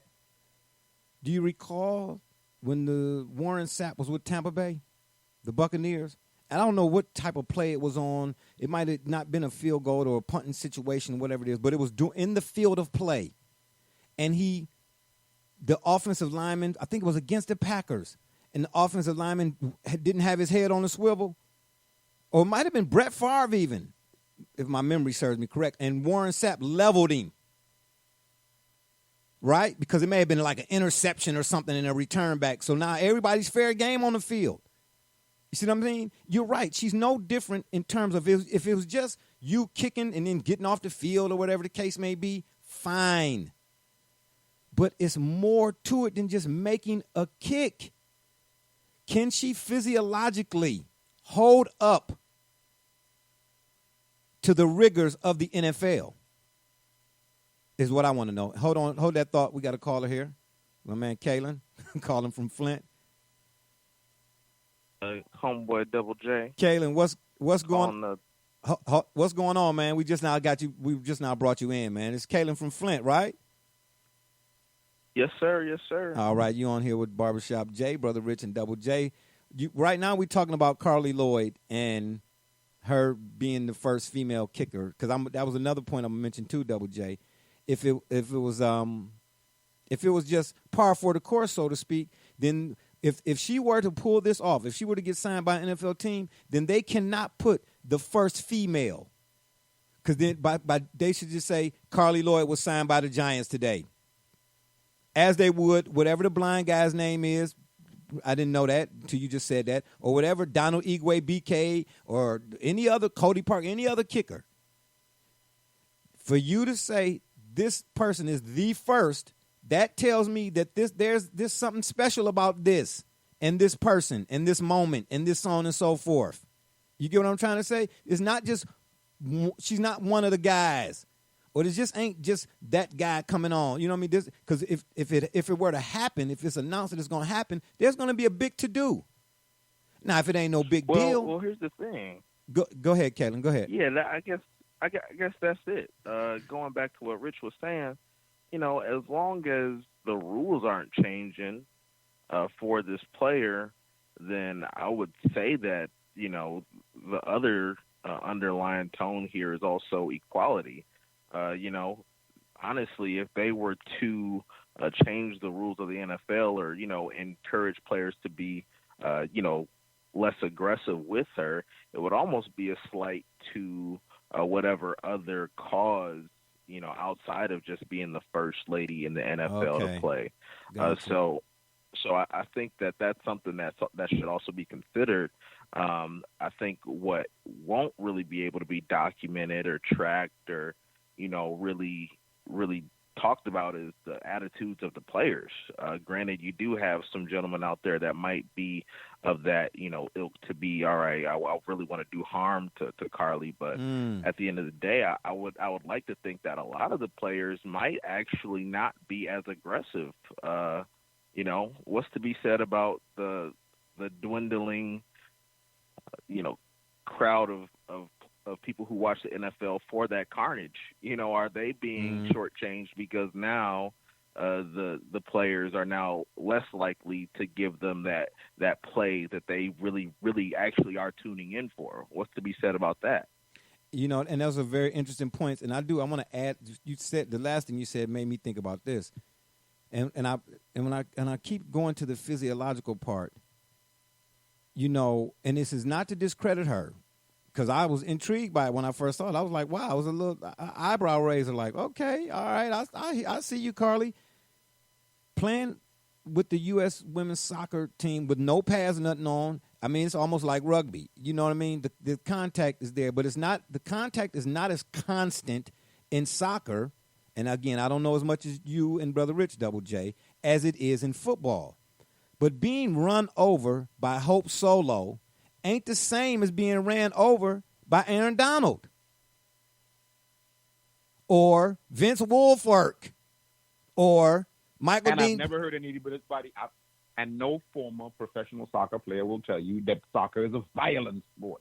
Professional football players tell you it is a violent sport. It is legal violence. So This is the whole idea of what you're dealing with. This is why they're going through all these things, because they're injuring each other every day. That's why they say they're having car crashes. Also, this lady can come and play, but she's not part of the violence because she's a woman? Is that what y'all telling me? That's what this game is about to be now? So let me And ask. I'm not even a football person like that. Yeah, so let me ask it this way. Double J, could she survive the violence of the sport? If you're talking about 4 or 5 plays, All it take is one? All it took was one play for the NFL to change the rules for not hitting quarterbacks below the knee. All it take is one. And that's the question. But even if that one, Double J, that's all we want you to acknowledge. Acknowledge that you're acknowledging that when she steps on the football field, she is signing away the liability, understanding that's what I'm asking. What we're talking about, right? That one hit can take place. Right. That's all we're saying. And if you're saying that you acknowledge and she acknowledges that one hit can take place on a 38-year-old body, that we are allowed to be as aggressive as we would be on anybody else on this field, then if that is the scenario we're setting up, we're allowed to have that. For instance, in just a few years ago, Brittany Griner made the commentary that she would like to play one of the brothers, Demarcus Cousins, who she tried to pick on, that she could beat him and she want to play him one-on-one. Well, he laughed it off because the reality is, as people were saying, if he really played her and physically aggressed her like you do on a one-on-one basketball game with two big people are going, it would be called domestic violence. So I'm asking you, these are players who aggressively handle their lives on and off the court. On this field, are they allowed to have aggression towards number, whatever she's wearing? Are they allowed to have aggression towards number 45? And Can they hit number 45 as well as they hit everybody else on the field? Or are they supposed to stop and say, oh, wait a minute, we can't do that to her because she's the first female to play this game? And you know what, to be honest, and that not only just that, but can they hit her? But what happens in them moments, and I'm really speaking more so towards the involuntary stuff. You get what I'm saying? You get a guy that 300 pounds roll up on you, right? I mean, kickers, when they make the kick or whatever it is, they leave that leg out there, whatever. Hey, all of that. It could happen. You see what I'm saying? And then, and I mean, we talk about the men who, we just read the stories, the men who, guys are still playing, but the guy, this is a 300 lineman. We're talking about a guy that's 300-something pounds. He can't even sleep. He can't sleep at night because he got a C4 and a C5 vertebrae that's out of whack, ruptured. Well, let me ask you guys this. And this is Kaylin from Flint speaking. Go ahead. Yeah, to be honest, we don't really have to question this model because, once again, me being from Flint, I went to Carmen Ainsworth High School, and we did have a female football kicker on our high school team, and it's actually become more commonplace in high school sports for this to happen. So I guess if we were looking for a model, I don't have the numbers in front of me, but I would be curious to know, are injuries common, amongst those teams that do have female kickers, overall. That's interesting. Maybe even dealing with maybe a less stable, team. You're dealing with high school boys here. What is the attitude of those players and their teammates? Do they really draw seats? I would imagine so. That would be kind of, where I would go to see if there's any existing data or information about this, because it is, it was ushered in more so in high school sports and has been more prevalent. Yeah, that's very interesting. Now, you know what? I'm going to do some research on that because I think all the points here are strong. So, Double J, please, of course, just don't take it as a slight or nothing like that. We're just saying, at the end of the day, I would love to see it, but at what cost? Potentially or possibly. You got to look at the other side of the coin, too. But do she got a leg? No question about it. You know what I'm trying to tell you? And believe me, I wouldn't be surprised if the Browns was one of them teams that was calling, because let's face it now, the NFL kicking game is really not what it once was. My goodness. All right, I'd rather have Gary Yepremian right now. For all you all who don't know, he played for the Cowboys back in the, when some of y'all weren't even born yet. But I'm just saying, all right, yeah, especially for the Browns, that's the one element or one aspect of this team going forward this season that, if it won't be a parade like you and Brother Rich keep alluding to every time we on the show or off the show or on the air or off the air. Yeah, got you. It might not be none. I'm just trying to tell you, because the Browns kicking games is terrible. That's Turrible. Terrible. That's my word too. You know what I mean? Not a punter. The hammer. He came down there and laid wood. But I tell you this too, man. Sidebar right quick. I remember years and years ago when, and I don't remember what year it was. Again, thanks to senility, when the Browns had Travis Prentice, I believe, at running back, and I forget, was Trent Dilfer on the team then? Maybe, I'm not sure. But anyway, I was at training camp. And I was there with a few, media folk or whatnot, so I had a little access, that some folks don't enjoy or didn't get to enjoy. And they had this, where I was standing at, they had this little red line rope. I mean, it was real thin, a partition, I was on one side of it and the players were on the other side. And this was pads day, okay? Matter of fact, and Wally Rainier was the linebacker, so whatever year that was. And, man, let me tell you something. They ran a running play to my side of the field because, if you've been to an NFL training camp before, whenever they do pads, the offense and defense, it might have even been 7-on-7s or whatever the case may be, but, the offense and defense is doing their thing and, going through whatever drills and whatnot. Plays and scenarios and situations, simulations and things of that nature. And then over off to the other side are the kickers and punters, and so on and so forth. Man, they ran the play to my side. And Wally Rainier tackled Travis. The first time I'd ever seen Wally Rainier make a tackle that wasn't 20 yards downfield. But anyway, I felt, you ever watched a movie or heard about a bomb going off and you hear somebody talk about the concussiveness of it or the shock wave of it or whatever the case may be? Yes, sir. Man, when he tackled that guy, I felt it. You hear me? I felt it. I had to excuse myself, man. It wasn't a porty potty. I couldn't get too quick enough. That might have been too much information, but you all get the idea, okay? I was like, whoo. And I came away that day from it saying, as much as, it's one thing to watch it on TV and watch highlights and SportsCenter and all of that, but, man, that is a grown man sport. I repeat, NFL football, that is a grown man sport. That's why when I hear badminton players talking about, I'm out for the season. What happened? Oh, I twisted my pinky. Man, if you don't go sit down somewhere, or an NBA player, my load management. Man, if you take a seat. Or a tennis player, I rolled my ankle. You don't tie that shoe up and get back out there. But an NFL player, y'all know how I am when it comes to injuries, when we come to talking this NFL thing, man. An NFL player saying, man, I took that hit out there. And they put up 4 fingers and asked me how many. I said Tuesday. Yeah, it's a big difference. It's a big difference.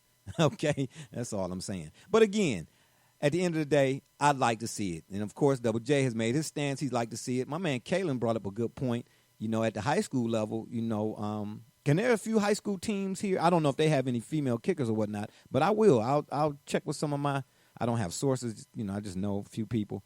I'll talk to some folks and ask them if they know if any high school teams here that have female kickers, and I might try to do like a one-on-one with some folks, man, get a little bit more information on that, and we can broach this subject again. It's a very good one, I think. But, and then, too, Brother Richard, we all, I think, here are in agreement. I'd like to see it, We'd like to see her do it. But I don't want to see her get hurt.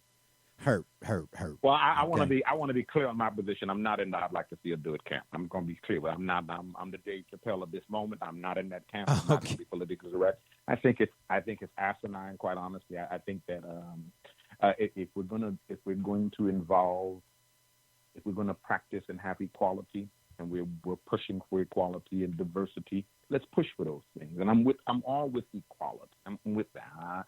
I'm not for gimmickry that can possibly and potentially not only get this young lady hurt because some marketing individual is using her, like they use the other players. I'm not just talking about they use the other players too. So I see it from a marketing perspective that they're just using her to put more fannies in the seats, if you will. Nevertheless, I don't agree with that. I think that if we're going to do it, let's do it organically. There's the young man that's on the phone with us from Flint is telling us about some young people, young ladies who are kickers in high school. I've read about it. I've heard a lot about that. Let's see how that develops. If that's where we're going with the sport. Yeah. But the idea we're just going to pull her off the sideline cold and just because she's out in Philadelphia visiting the Eagles and they let her kick the ball and all of a sudden now we're all up in arms that she should be the first female kid. I think this is where we just jump on something again, like the Popeyes craze. We just jump on something and everybody's on the train. We don't even know where the train is going. We don't even know who's driving. Yeah. We don't even know what fuel is moving this. Yeah. No, I have to look at that and say, okay, what fuel is moving this? Yeah. Did Carli Loyd? Did she say she want to be? I don't. Yeah, and there's been some more recent conversation in regards to it, too. I forget what was said. She was like, I guess because there was a few people kind of like putting her down. She was like, man, please. And I'm not quoting her here, but the tune to it was, what are you talking about? Yeah, I could do it. So, I'm from that camp. I'd like to see it. I just know that, at some point, life ain't bowl of cherries, you know what I mean? Because you're going to have to do something else other than just go out there and kick. And, I'm just fearful there would be bad news. All right, if you're up and around, you're out and about, and you want to get Here's the only point I want to make here is that this vision, this discussion may come to reality sooner than you all may think. Again, keep in mind. I never said it wouldn't happen. 2,500 girls playing youth football right now, and there's 1,900 girls playing high school football right now. You got Becca Longo, who's the first scholarship female athlete kicking in D2 right now. So it's coming. Yeah. Now, sure, from a marketing standpoint, does Carli Loyd have a substantially bigger name than any of them? Well, by all means. Yeah. But this is, I'm giving you numbers here. And they're challenging the status quo. And so, yes, if you're going to step on that field, you are going to abide by the same rules as anybody else. And I think, and honestly, time and time again, when females have challenged this somewhat glass ceiling, when they've succeeded, they've oftentimes done it better. And so I'm going to give them the benefit of the doubt here because it's yet to be done. But that's why I think if it started with Carli Loyd, it would only be a sign of things to come. Yeah, well, it will start with Carli Loyd. It won't, again, Father Time is undefeated. And I say that regardless of gender. 38 is 38, okay? And the rigors of the NFL will make you feel like you're 78. Kaylin, you going to stay with us for a minute? Yeah, I'm going to stay on here for a minute with you guys. All right, man, I appreciate that. The number to call if you're up and around, you're out and about, and you want to give us a shout, area code 267-687-0026. That number again is area code 267-687-0026. All right. Let's talk some NBA.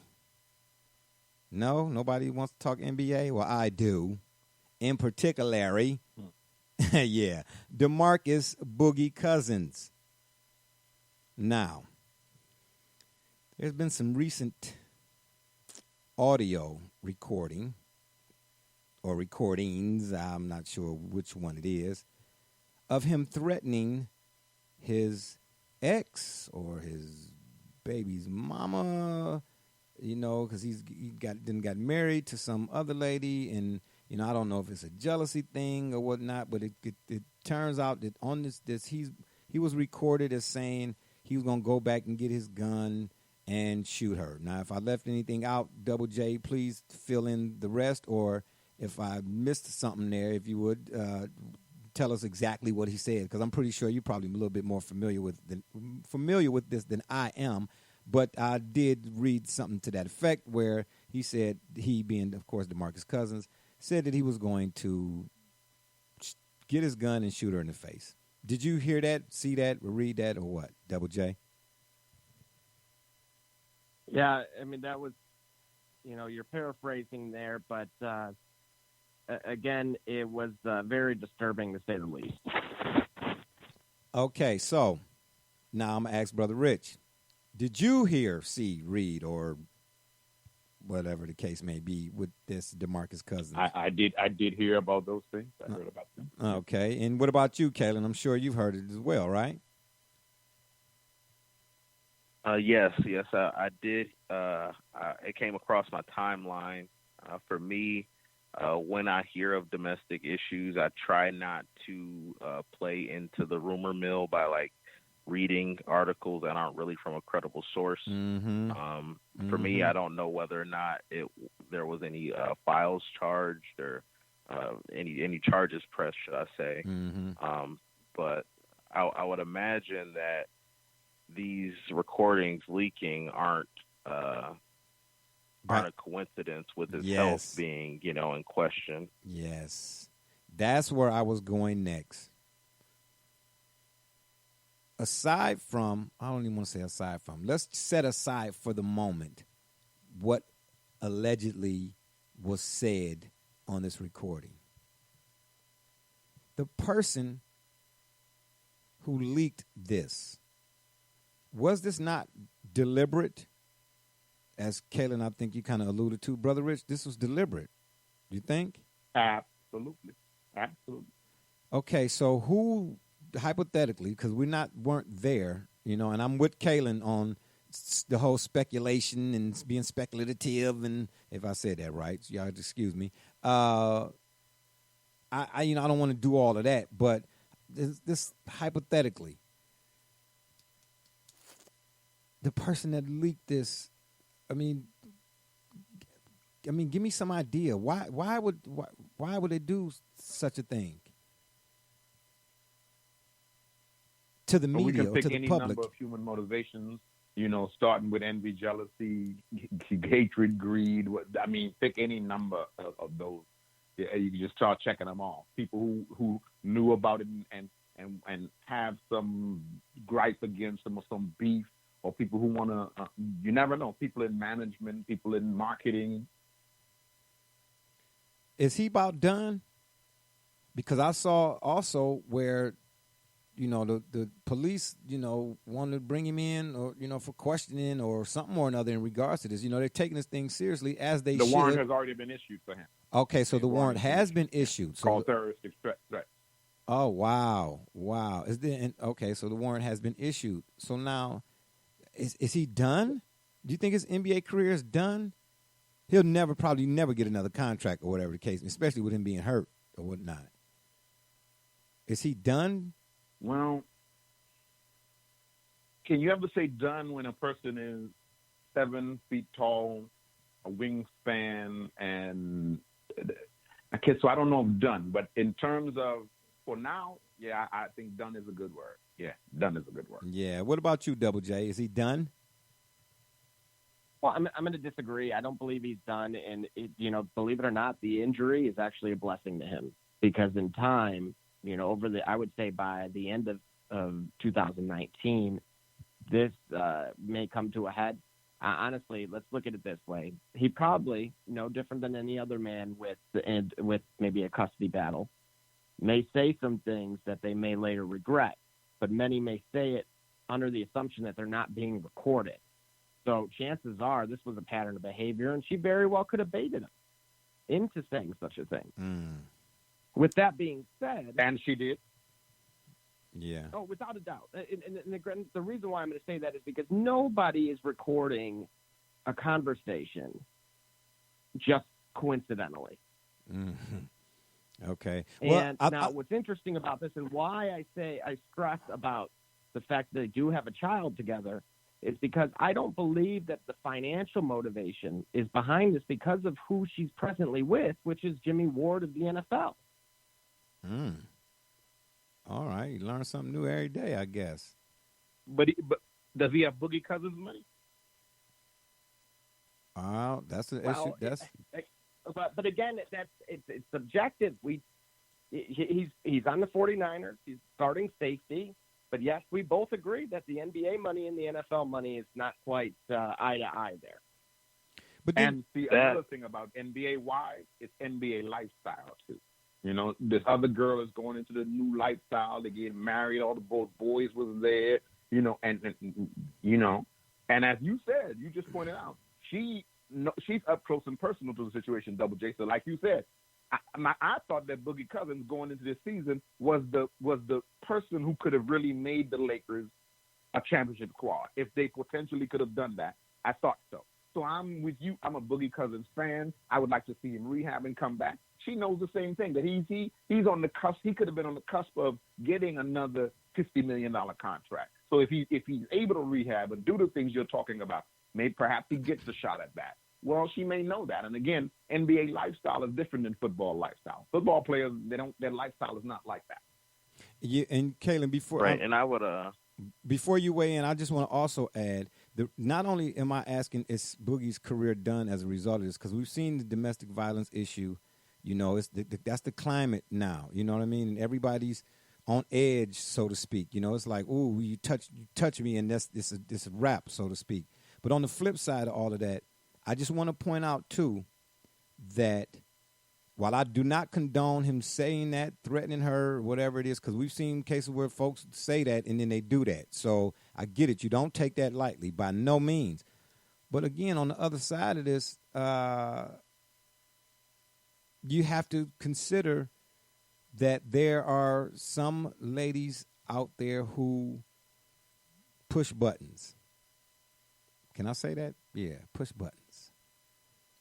Or know how to push buttons. Let's say it that way. Yeah, or know how to right, and know how to push and they know how to push buttons. And you know, I get it. You know, you got to be in control of your emotions and so on and so forth and all of that kind of stuff. But that's easier said than done. You understand what I'm trying to tell you?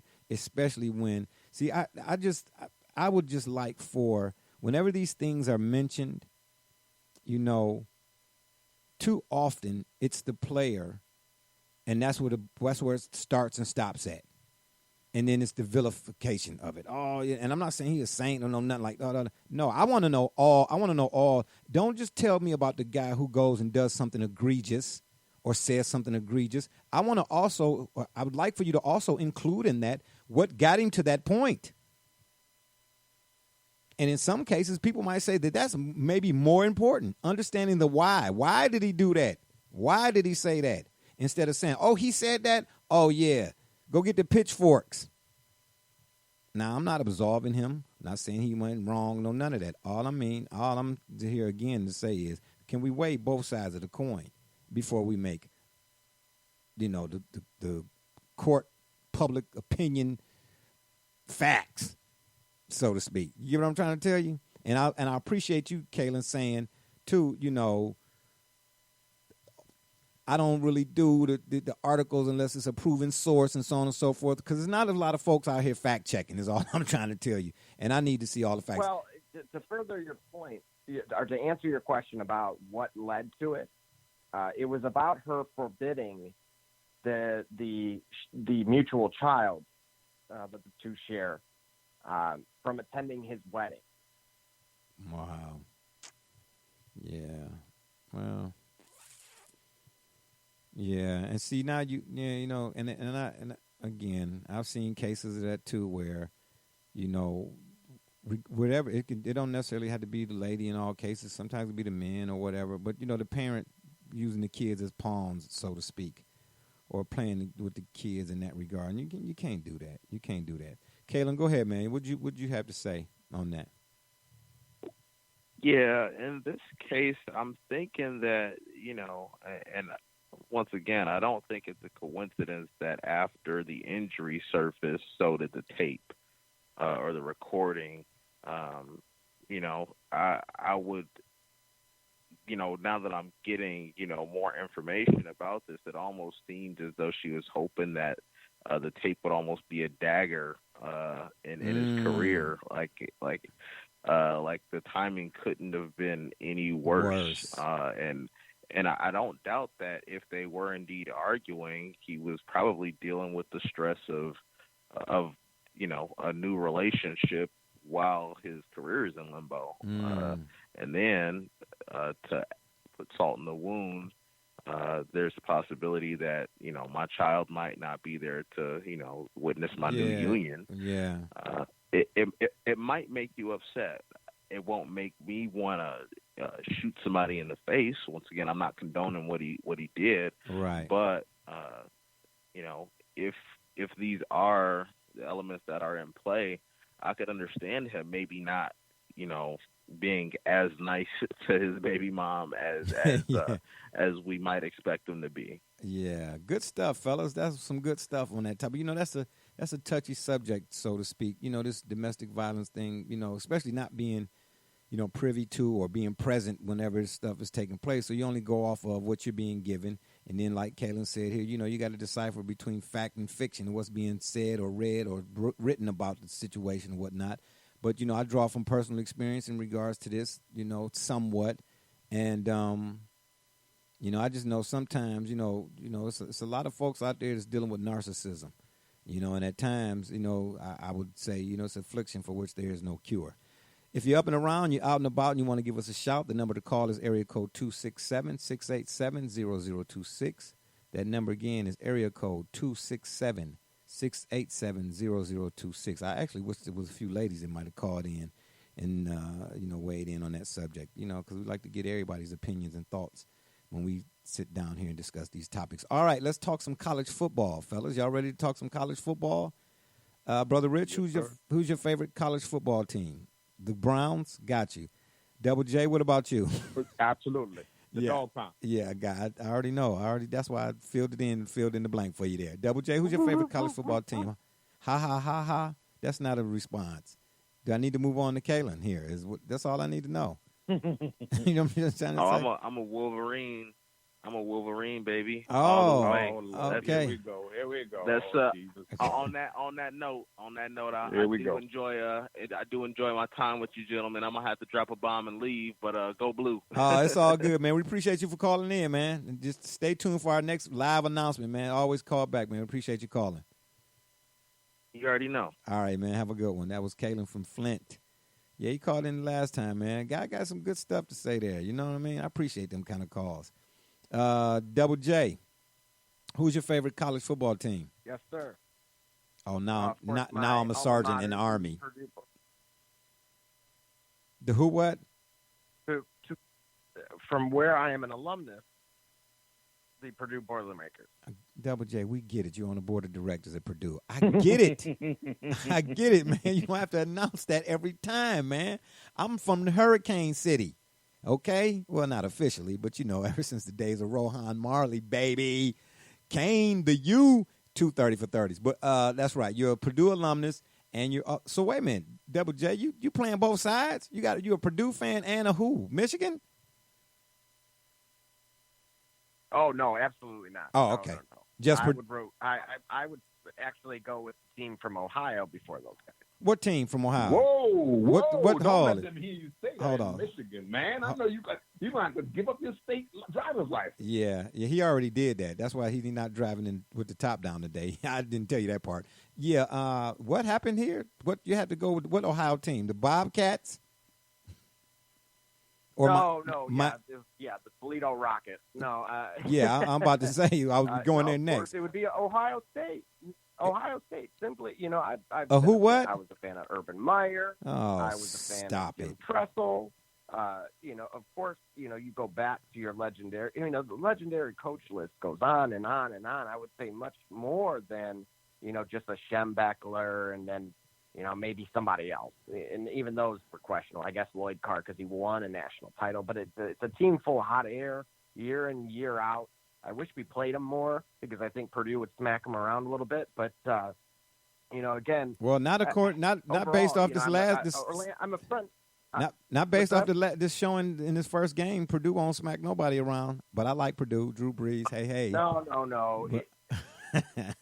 You're talking about two bad. Now next year here, I'm telling you right now, I'm glad this is live and being recorded because mark my words, that's back-to-back recruiting classes within the top 25, and we will sneak into the Big Ten title game next season. What? Oh yeah. I'm going to say within the next 2 years. I'm going to leave the door open on this one. That's a trap game going out west, and at least we had the. Pardon my French, the cojones to go out there. Meanwhile, the other guys want to play the Middle Tennessees of the world and in your name university here, your Baker colleges in schools of broadcasting, and then they play these petty schedules just to make sure that they can accrue the 7 to 10 wins necessary. And remain in favor of the college football playoff, but they duck everybody. Well, so no. If you want to really say you're a true tough program, then go out and play someone. Don't wait until January. Well, I don't disagree with you on that because although they lost, my Canes showed themselves pretty well against a number 8 ranked Florida team. And I have long since said exactly what you just said. Did I just say the word said too many times? Oh, well, that's neither here nor there. I never gets old when you're quoting greatness. Isn't that right, Brother Rich? Oh, boy. You know what? Y'all, my gosh. Oh, my goodness. Yeah, and then they act like they're doing these small schools such a favor by giving them $22 to come see them. But anyway, that's my biggest beef. You're a powerhouse. Let me see you go play somebody out the gate that's a powerhouse. If you such a powerhouse, don't pad your stats, so to speak, and then when you get to January, you understand, you don't look like you did when you went in there with your ranking all up in the top 5. How many times have we seen that? A number top-ranked team play a number low-ranked team, and a low-ranked team look like the team that should have been ranked in the top. Am I right, Double J? Okay, your silence says everything. Oh, I'm waiting for Brother Rich to say it. No, Brother Rich, it wasn't his turn, Double J. I gave it to you, and what you do? You fumbled it. You had a tiki moment. Oh, my gosh.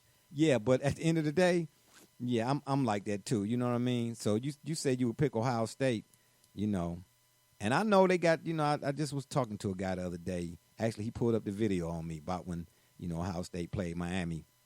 And I pointed out, too, that everybody had already was on their way home when that yellow flag came out. So, yeah, y'all got the win, but don't act like that flag didn't come 25 days later after the fact.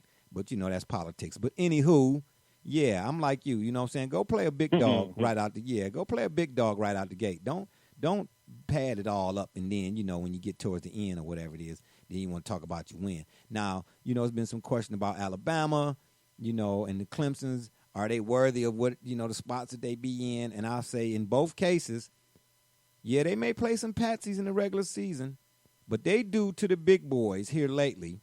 Well, Alabama a lot longer. They do to the big boys what they do to the patsies. Okay, so, for them two in particular, I can't say. They the top dogs. They are, and they deserve to be the top dogs, even though they do play patsies. But my question really is, other than Alabama or Clemson this season, can you give me 2 other teams, or what 2 other teams in the top 25 do you see or conceivably see playing for the national championship this year? I know who my 2 are. I know who Brother Rich's 2 are. The Browns and the Browns. I'm trying to tell you, that's all he gonna say. That's it. Anytime it's football, you know what I'm saying? He's Baker, go Browns, OBJ. It's the Browns. Yeah, Sorry, I'm at the Browns right now. Yeah, I got you. Browns Yeah, right now. he been texting me all week, Double J. I'm trying to tell you, he's like, it's about to be on. About to go get your orange slippers and all that kind of stuff. I don't know where that come from, but yeah, okay. It's about to be cracking. Yeah. Hope y'all got good seats on Sunday. I'm telling y'all. Yeah, I do. I got the best seat. The best seat in the house is at the house. Double J, who are your two squads? Okay, Purdue and no, I'm sorry. The Ohio State University. Yeah, okay, yeah, right. I didn't mean for you to regurgitate that back up. My bad. What two teams other than Alabama and Clemson could you conceivably see in the national championship this year? Oh, without a doubt, speaking of dogs, the Georgia Bulldogs. Nope. Keep going. And, oh, you're crazy. I know. And then I know. additionally, I'm going to go with the Oklahoma Sooners. Why? Because of Jalen Hurts? Really? You going there? No, let's do a breakdown of the team, just last year's team. Jalen Hurts fits in very well. And then additionally, the defense specifically is much improved. And that was their Achilles heel last season. So you're telling me the core of the team. They gave up at 31 least points the other day. How's the defense but better? They put up nearly 100. I mean, come on now. It's just simple math with a number of possessions. But how is the and how defense many were any against better? the actual starters? How's the And you're defense any discrediting better? Houston. What? Oh, they're substantially better. They are light years better than they were last season. I don't take nothing away from Houston. Who you talking about? Oklahoma is light years better?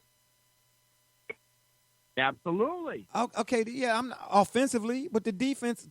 What's his name? What's the coach's name? He's gonna be hot on NFL radars if he decides to come out. He's gonna be the first thing smoking. Lincoln Riley. I like him. His offense is very creative, and I don't think his offenses are gimmicky either. To tell you the truth, I like his offenses better than that Chip Kelly stuff, whatever was being run at the NFL level.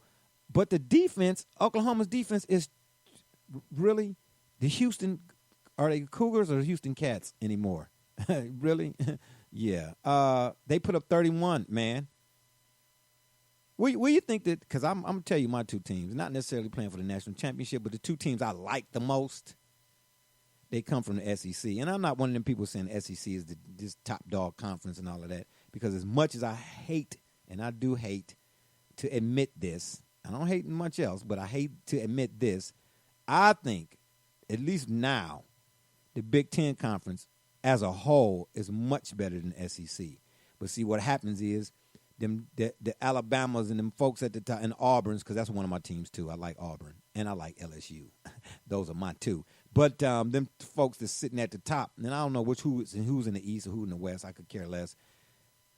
They get credit for the whole conference. You get what I'm saying? And I think that's crap. Because Tennessee lost to who? Baker State, as you were saying, and then and then Missouri went up to Wyoming and got handled. Am I right, Double J? Am I wrong so far? Help me out here. Tell me the truth. Or did you get in the drop top and you out? You just don't. Well, look, let's break down the SEC here. Yeah, they became human. And you got Tennessee getting spanked by Georgia State. Uh-huh. You got Wyoming, and I've told people this for years. They're sleeping on the Idahos and the Kibbe Dome. No and the way. Wyomings. You go out west, problems. I don't know if maybe there's altitude or something, or maybe it's just the scenery, but something gets in those boys' heads and they just can't handle it. Okay, it's not cold yet. So I don't know what is the air thin? Is it Colorado they playing on me? What's going on there? Yeah, no, I'm not buying it, Double J. You make a compelling argument, but I'm not buying it. Your Honor, objection. Okay, I'm just saying. Yes, leading the witness. That's what Double J is doing right now. Double J, don't make me have to subpoena you again, all right? You say you don't like jury duty, but make me have to subpoena you. And I will put you on the stand. You get what I'm saying? I'm with you, though, to a certain degree, but I'm not going to cross the street with you without looking first, left and right, all right? LSU Auburn. Oregon was Oregon. You think, Double J? Well, what they now? There's a rumor. The rumor mill is saying that quarterback got hurt, and that's Herbert? Otherwise, they may have came away with that one from what I had seen. Yeah, I just think Nix. Before you crown Bo Nix. Oh my gosh, Bo Nix is a little bit better. Well, he was in that game anyway, And I mean, I heard Kirk Herbstreit say it, and I had to agree with him while I was watching it. The guy didn't look like a deer in headlights. Because you watched the game too, Double J. I can hear it in your voice. You watched the game too. I kind of get the feeling you was pulling for Oregon. Is that what I'm getting from you right now? I'll take your silence again as a yes, as an affirmative. Yes. as affirmative. Yeah, that's affirmative. You wanted Oregon to win, Double J. Can I hear you say it while we're recording, while we're live? Can I hear you say that you wanted Oregon to win? No. Don't try to explain it. Don't try to explain it. It sound like you want to claim them too tough, J. Yeah. Go ahead, Double J. That's the thing here. As much, not as bad as you want to crown Bo Nix, all right? I don't. Here's the thing. We understand, especially. Hold on. Again, You said when you say we. Out some very loud examples here. You said we. Who we? The SEC. Who is we? You, myself, Brother Rich, the whole nation. Okay. Saw. Okay. The atrocious display. Oh my. From the majority of the SEC. If your Canes could have it was actually not. done something there for a change, they would have only proven my point further. Well, the Canes, turnovers kill anybody. You know what I'm saying? Turnovers do. We had what? At Purdue. Yeah, 27 turnovers in that game, and if there wasn't 27, literally, it sure figuratively felt like it.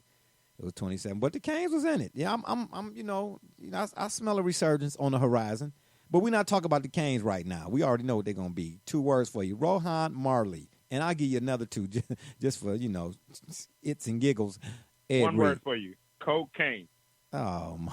Tell your man to stay off of it. He trended on the timeline on Twitter the other day for the game. That's how I knew y'all were playing. One word for you, cocaine. Tell your man to stay off of it. And you know what I'm talking about. Yeah, I Tell know. him to stay off of it. Oh, yeah, man. you talking about the playmaker. That was you dare. Hey, I'm going to start calling. And Double J know exactly what I'm talking about. Y'all dead wrong. You're dead wrong.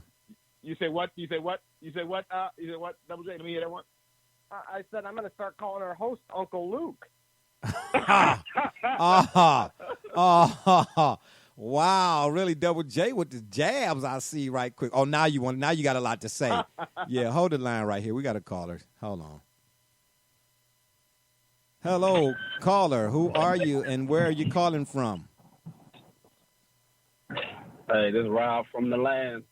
Oh, my goodness, Rob from the land. Is this RB?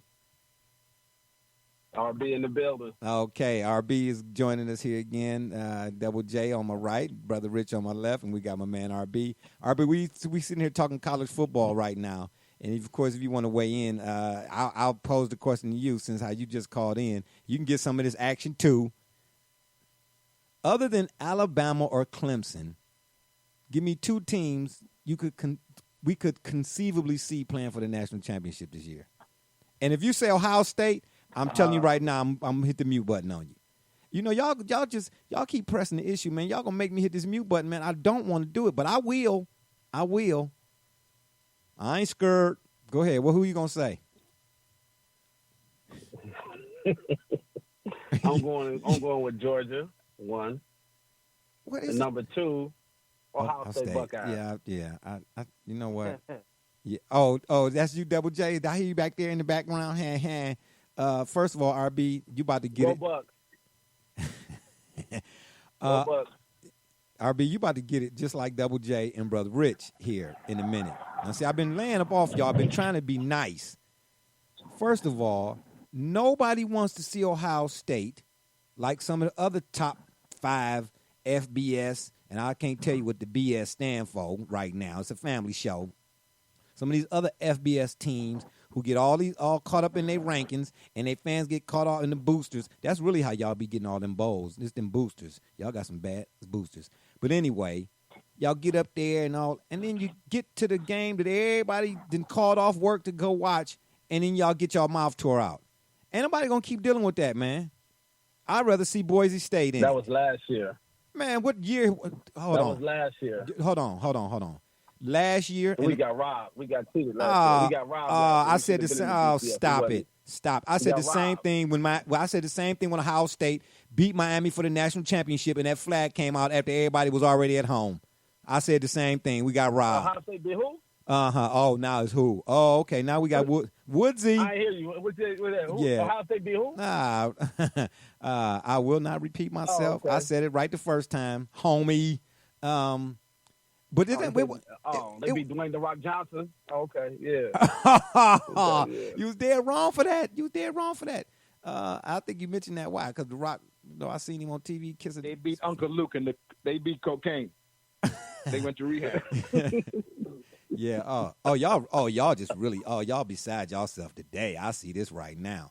Yeah, I can't wait to get some more bells and whistles because y'all gonna get. I'm saving all of these moments. Okay, I'm capturing all these moments. Double J, don't get silent now. Don't get silent now because you will. You're gonna get some action too. You understand what I'm trying to tell you? I can't believe y'all getting on here, getting all out the hook up. But RB, back to you right quick. Last year y'all got y'all all tore out, indubitably. But if I recall, there's a couple of more other times y'all been in some big games, and didn't look good either. It wasn't just last year. Can we go back a couple more years? Because y'all been in the thick of things. I'll give you that. Y'all been in the thick of things after beating Akron and Kent, them kind of teams. Y'all get there. Y'all be there at the end. Y'all been in the thick of it the last couple of times, but, it's been more than once in the last couple of times. Y'all got sent home with y'all tail between y'all legs, especially that time, maybe a few years beyond that, going back, when y'all played Florida, when they should have kept giving the ball to Beanie Wells. That was when Urban Meyer wasn't the coach then. What's the other guy's coach name? Yeah, that guy from Youngstown State. Yeah, Jim Tressel. But anyway, should have kept giving the ball to Beanie, but no, he got pass happy. Like some NBA players get 3 happy, and then you end up breaking the record, 27 missed straight, that type of stuff. You end up falling flat on your face. So, yeah, I get it. Ohio State, yeah, right. Defensive back you. Yeah, I'm not impressed. Don't be surprised if my Canes come back this year too, man. Y'all just don't know. I'm waiting on some redemption. We're gonna get some redemption. But I'm telling you right. Hay and more hay. You know what? You know what, Double J? You got one more. Okay, and you're gonna be returned to the queue. All right, you're gonna be listening to elevator music. Keep it up here. Keep it up. RB, what you got to say? Because you silent, you quiet over there. I was trying to figure out who was the last 3 national champions. The last 3 teams that won the national championship. Can you answer me that, please? Ohio State was probably one of them. I don't get off in all of that. Oh, it wasn't really? Pablo Escobar. Yeah. Okay. It wasn't Pablo Escobar, Brother Rich. You know what? You got one more too. Yeah, okay, but that's not the. Okay, but let's say this: if Ohio State been in big games the last 5 or 6, 7 years, how many of them did they fall on their face in that they shouldn't have? I can't recall. Oh, I bet you can't. Double J, you want to give it a whirl on the big wheel? Because that's what you about to get. You about to get the green machine and get up out of here, baby. What you got something to say too? That's what I thought. No. Yeah, of course not, Your Honor. I have no further use for this witness. You understand what I'm trying to tell you? So, RB, you say Ohio State, and who was the other team you said?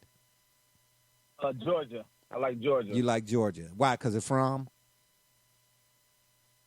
A little redemption, a little payback. They felt like they was close both years, and I think Georgia, if anybody can get in there, it'd be Georgia. Okay, so overtake Alabama, maybe. Okay, so wait a minute here. Here's what I don't understand. So now oh yeah, you got to throw that in there a couple more times. See, now it's a double standard. You use the word redemption in the case of Georgia. I use the word redemption in the case of Miami, and it's hello, huh? What'd you say, huh? Okay, I got you. there's just a big disparity in talent between Georgia and the U this year. Come on now. Ooh, them is fighting words. We don't have that kind of time. Ooh, RB, you just, oh, man, you took a swing at me. You know you can't do that for free. I got something for you, though. I'll be to see you. Trust and believe. I'll be to see you. But I'm going to let that one ride for right now. How did they look their first? How did they look their first game of the season this year? You mean they didn't look like they should have looked, and they still could have won the game. Oh, and against an eighth ranked team, against an eighth ranked team, how y'all look against St. Ed? Okay, man, you can't play no. Y'all play pansies right out the gate for the first 27 weeks, and then at the end everybody be talking about some. Yeah, well, Ohio State in the bowl championship series. Oh, stop it. Oh, stop it. But here's what I'm going to say about Georgia. I get why everybody's saying that. But what we failing to realize here is most of these teams that you mentioned, the teams that you mentioned, and Double J mentioning, y'all leaving out the fact that they got track records. And if you look at their track record here lately in these games, Georgia, they one of them SEC teams that you cannot count on when it matters most. The only teams in the SEC, matter of fact, like I said, Auburn and LSU. I would take Auburn and LSU in a game against Georgia, wherever it's at. Now tell me I'm lying. Double J. Ooh, I'm winning today, baby. I'm winning. No. Look, you gotta evaluate it for the team that's presently on the field here. Otherwise, again, Notre Dame should be out of the top 25 and playing Division II teams for the last time that they were in the college football playoff. Man, Notre Dame shouldn't even be discussed in this conversation. Trash. Go ahead. Well, I tell you what, Yeah, I heard that. Keep it up. I told you, keep it up. Keep playing with me here. Go ahead, Double J. Finish your thought.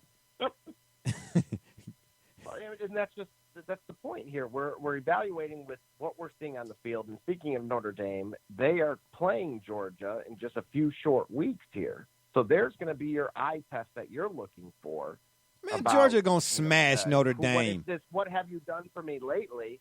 I'm tired of this cakewalk that the Clemsons and the Alabamas have for the most part, except for maybe one or two games on a schedule annually, because they don't bother to play anybody outside of the conference that has any merit or stock. Okay, but here's Auburn probably at least decided to do something about it.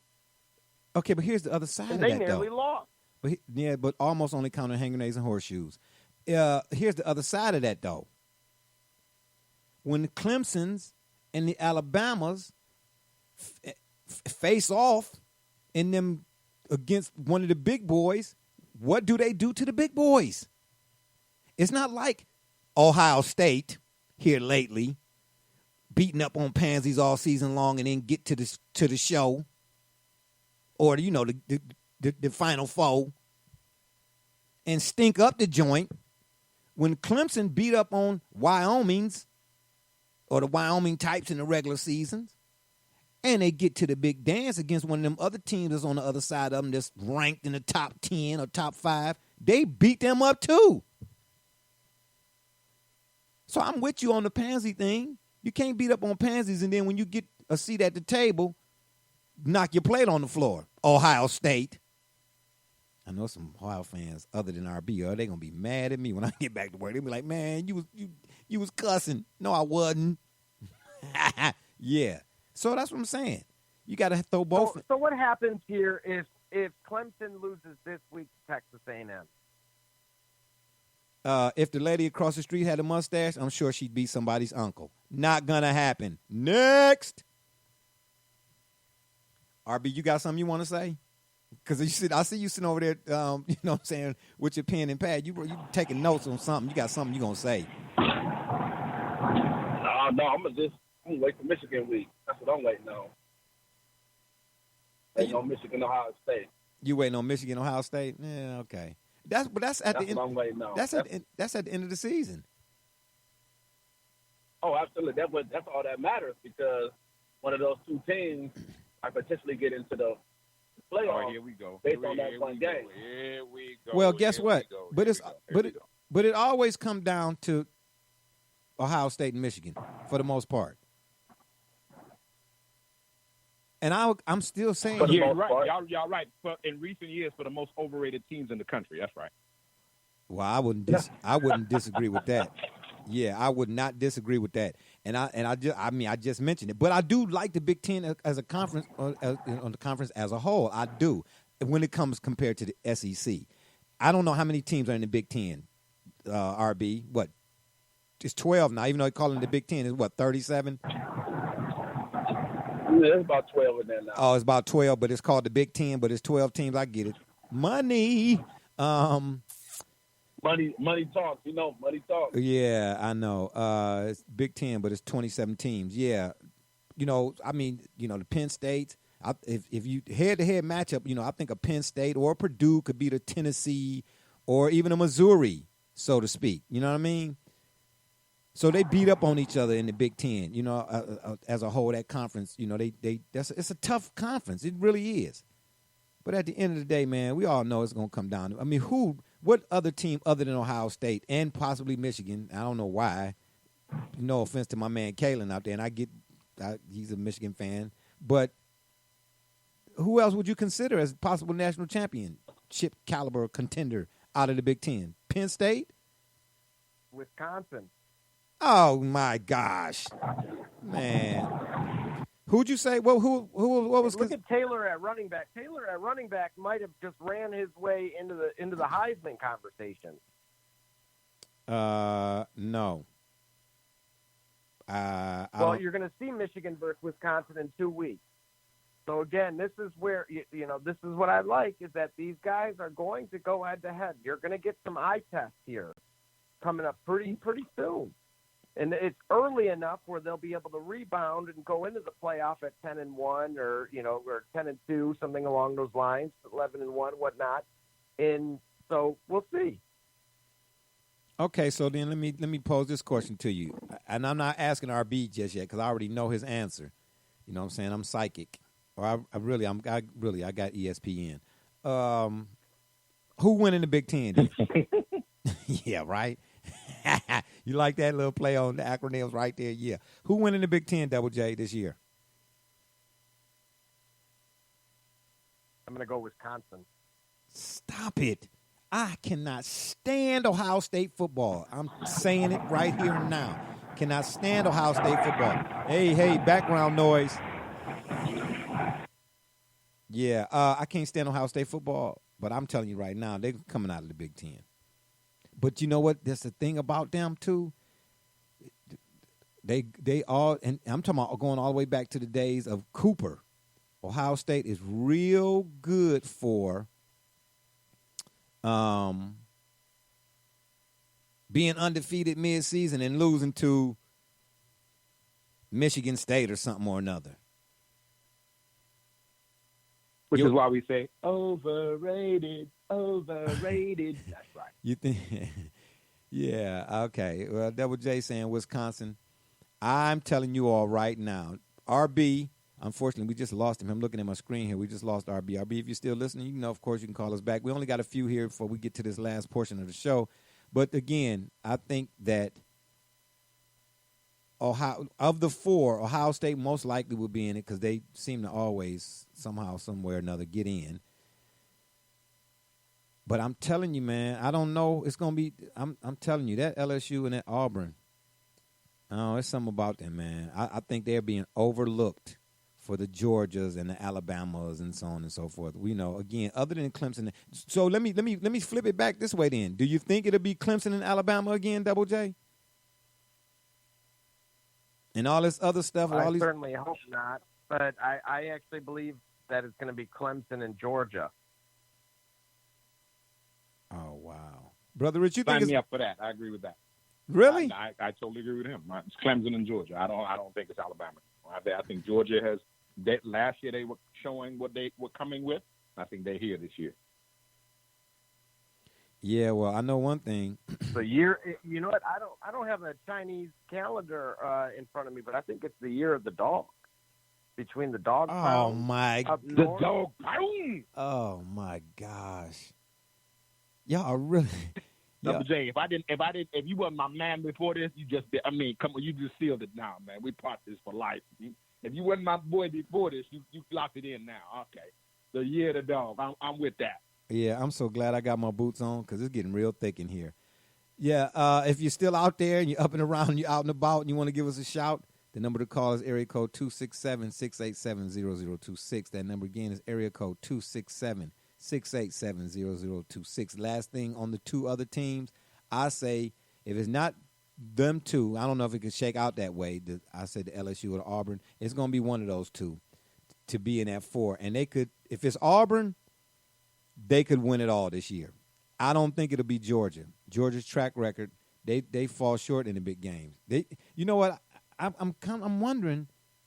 Now that I think about it, I wonder who's the coach of Georgia. Andy Reid.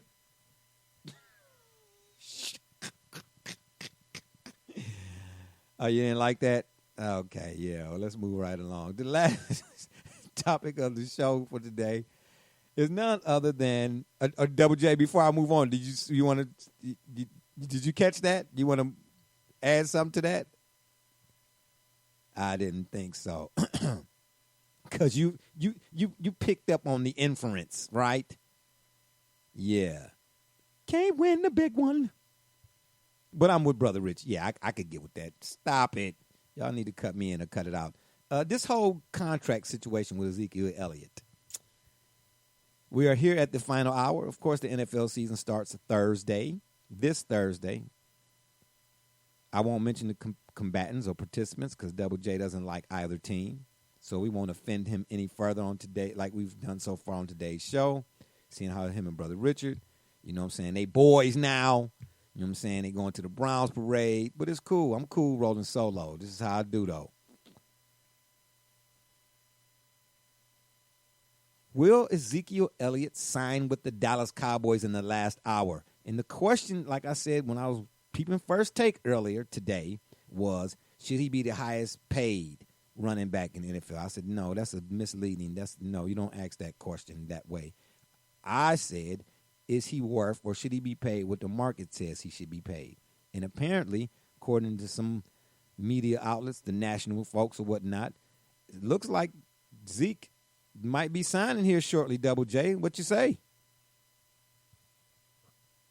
Yeah, absolutely. I think he's going to be signed likely before Thursday, so within the next 48 hours at the latest. Really what it's coming down to isn't necessarily the number at this point. I think it's just the contract language. You know, Zeke's really pushing for a front-loaded deal. I think the Cowboys are shying away from that because, again, if everyone's forgotten, Dak Prescott is also still seeking his deal. And so by front-loading a deal, it also means you have significantly less cap space to try to get the second one done. Well, you know, some teams, NBA and NFL, you know, they love, I don't know, is it a luxury tax in the NFL? Double J? Well, Jerry Jones could certainly afford it. That's kind of what I was driving at. Some teams can overpay to play. Okay, you know, Jerry is an oil tycoon, right? Let us not forget that. You know what I mean? Brother Rich, you think, yeah, you know, Brother Rich, you think Zeke signs at the last hour or what?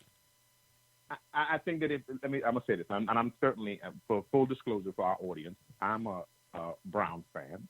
I love the Browns, but having said that, if the Cowboys do not sign Ezekiel Elliott, they deserve no good thing in life until Jerry Jones gets rid of the team.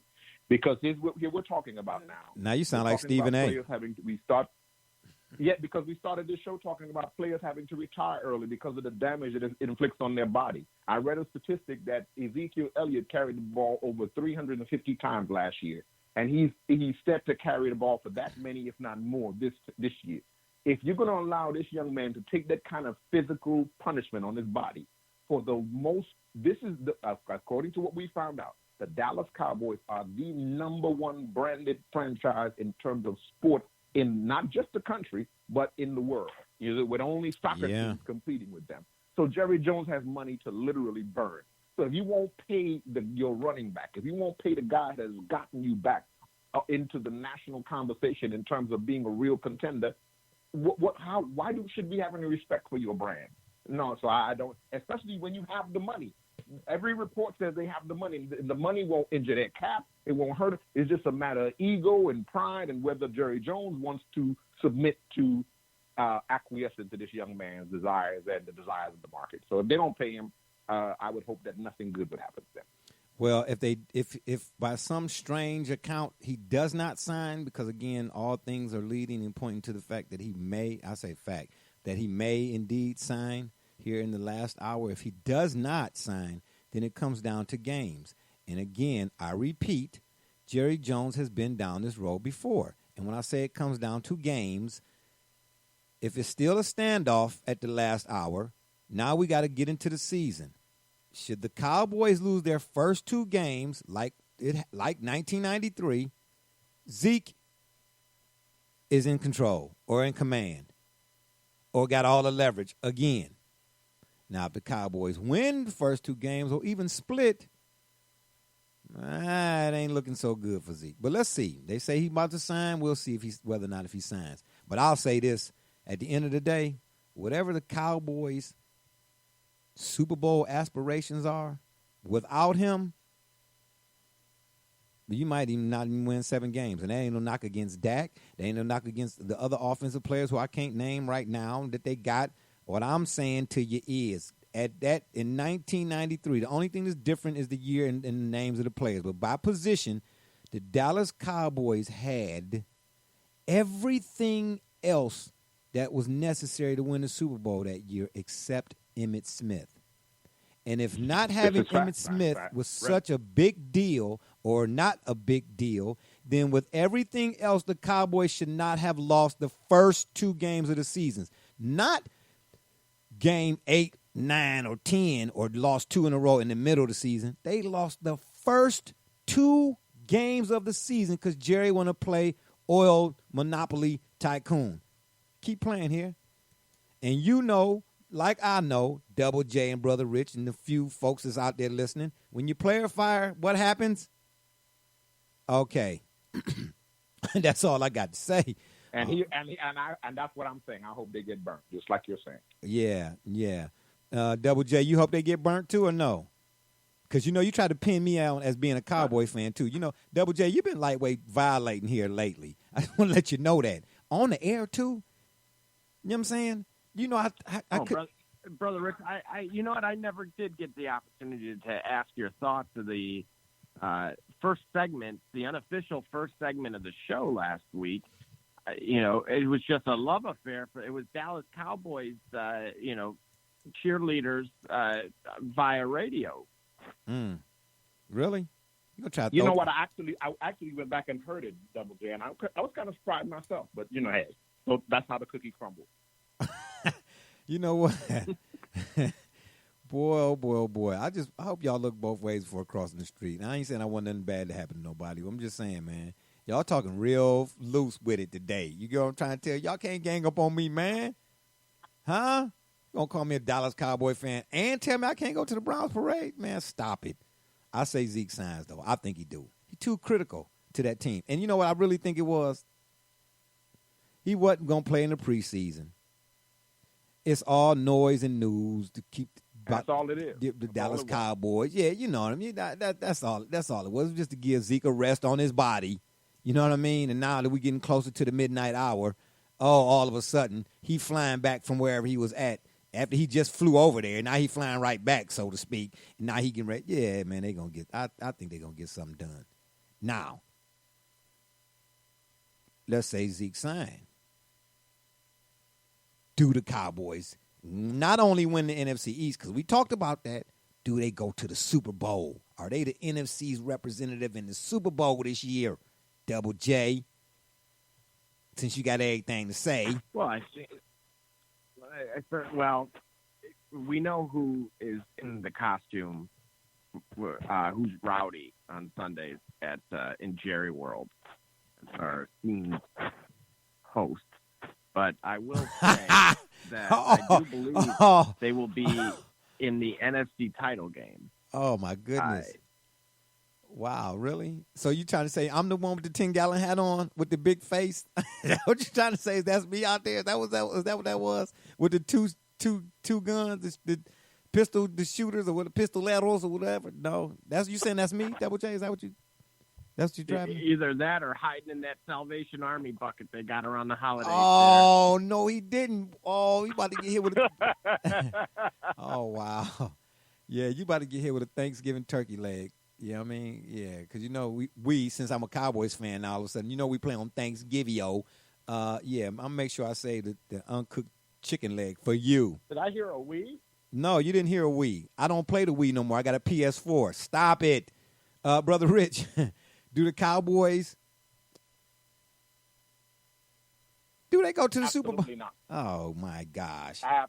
Yeah, you already said that once before, but I had to ask you again just in case. Absolutely not, huh? All right, well, we got Stephen A. Richard on the left, and we got Double J Skip on the right here, I see. The Browns will be playing the Saints in the Super Bowl. Oh, Heard it here first. Oh, man. Well, Madden did come out, so you might have a point there. Madden 20 is out. All right, fellas, I appreciate y'all for doing what we do here every week. You know what I mean? We're a little long in the tooth, as we always are. Yeah, the callers that call in, of course, Kalen. And RB, I hate to have lost him right quick, you know what I mean, because I was expecting him to really come with some fire. But at the end of the day, nonetheless, the show must go on, and it went on, and we got through another one. The last word, fellas. Brother Rich, you again are saying the Browns and the Saints in the Super Bowl. Is that what you're saying here, right? That is what you heard me say, the Browns and the Saints. I'm saying it with strength, the Browns and the Saints. Okay, and Double J, who you saying? You know, I'm actually going to go with this. Oh, I think the Browns will be the underdog that, you know, they're going to hit their pinnacle and their stride. I think Kitchens is going to keep it together. They're going to win together. They're going to handle adversity together and rally around Baker. And then New Orleans is going to try to get one more for Drew. It all sound good. Not going to happen in terms of the Browns, not this year. The Saints, maybe. Now, Double J, do you see why he's not invited to the parade? You see why you and I are going to be up there, you know, sipping whatever had him crazy earlier in the show? Yeah, Deer Park. Oh, it's water. It's something in the water, baby. It's something in the water. And on that note, it's been fun, but we got to run. We appreciate y'all for listening. Y'all like that? Don't forget to check us out right here on the Spreaker.com network. You go to the search box and you type in the Shop Report. Or you can check us out on Facebook, Twitter, iTunes, and, of course, contact us via email, the shopreport365@gmail.com. And you can take a gander on over to Spotify. And I say iTunes, but, of course, again, it's Apple Podcasts. You can check us out there. You can go to our Facebook fan page, the Shop Report, leave us a message. Any topics you might want to discuss here on the show, whatever, you can chat with us when we go live, because we're going to start going live a little bit more often. You know, all those means, anything like that, you know, just let us know. Or Spreaker.com, too, as well. I forgot about that. And, if that don't work, you can Google it. For my guest, Brother Rich, my man from the NYC, a.k.a. Rucker Park, and Joey James, a.k.a. Double J from up north. I know I said that all backwards. That was intentional. And all those who follow us on social media, we say thank you for your support. I'm Barbershop J, and you've been listening to the Shop Report. Remember, the next time y'all want to know what's really going on, man, come to the shop. Walk-ins are always welcome. Holla.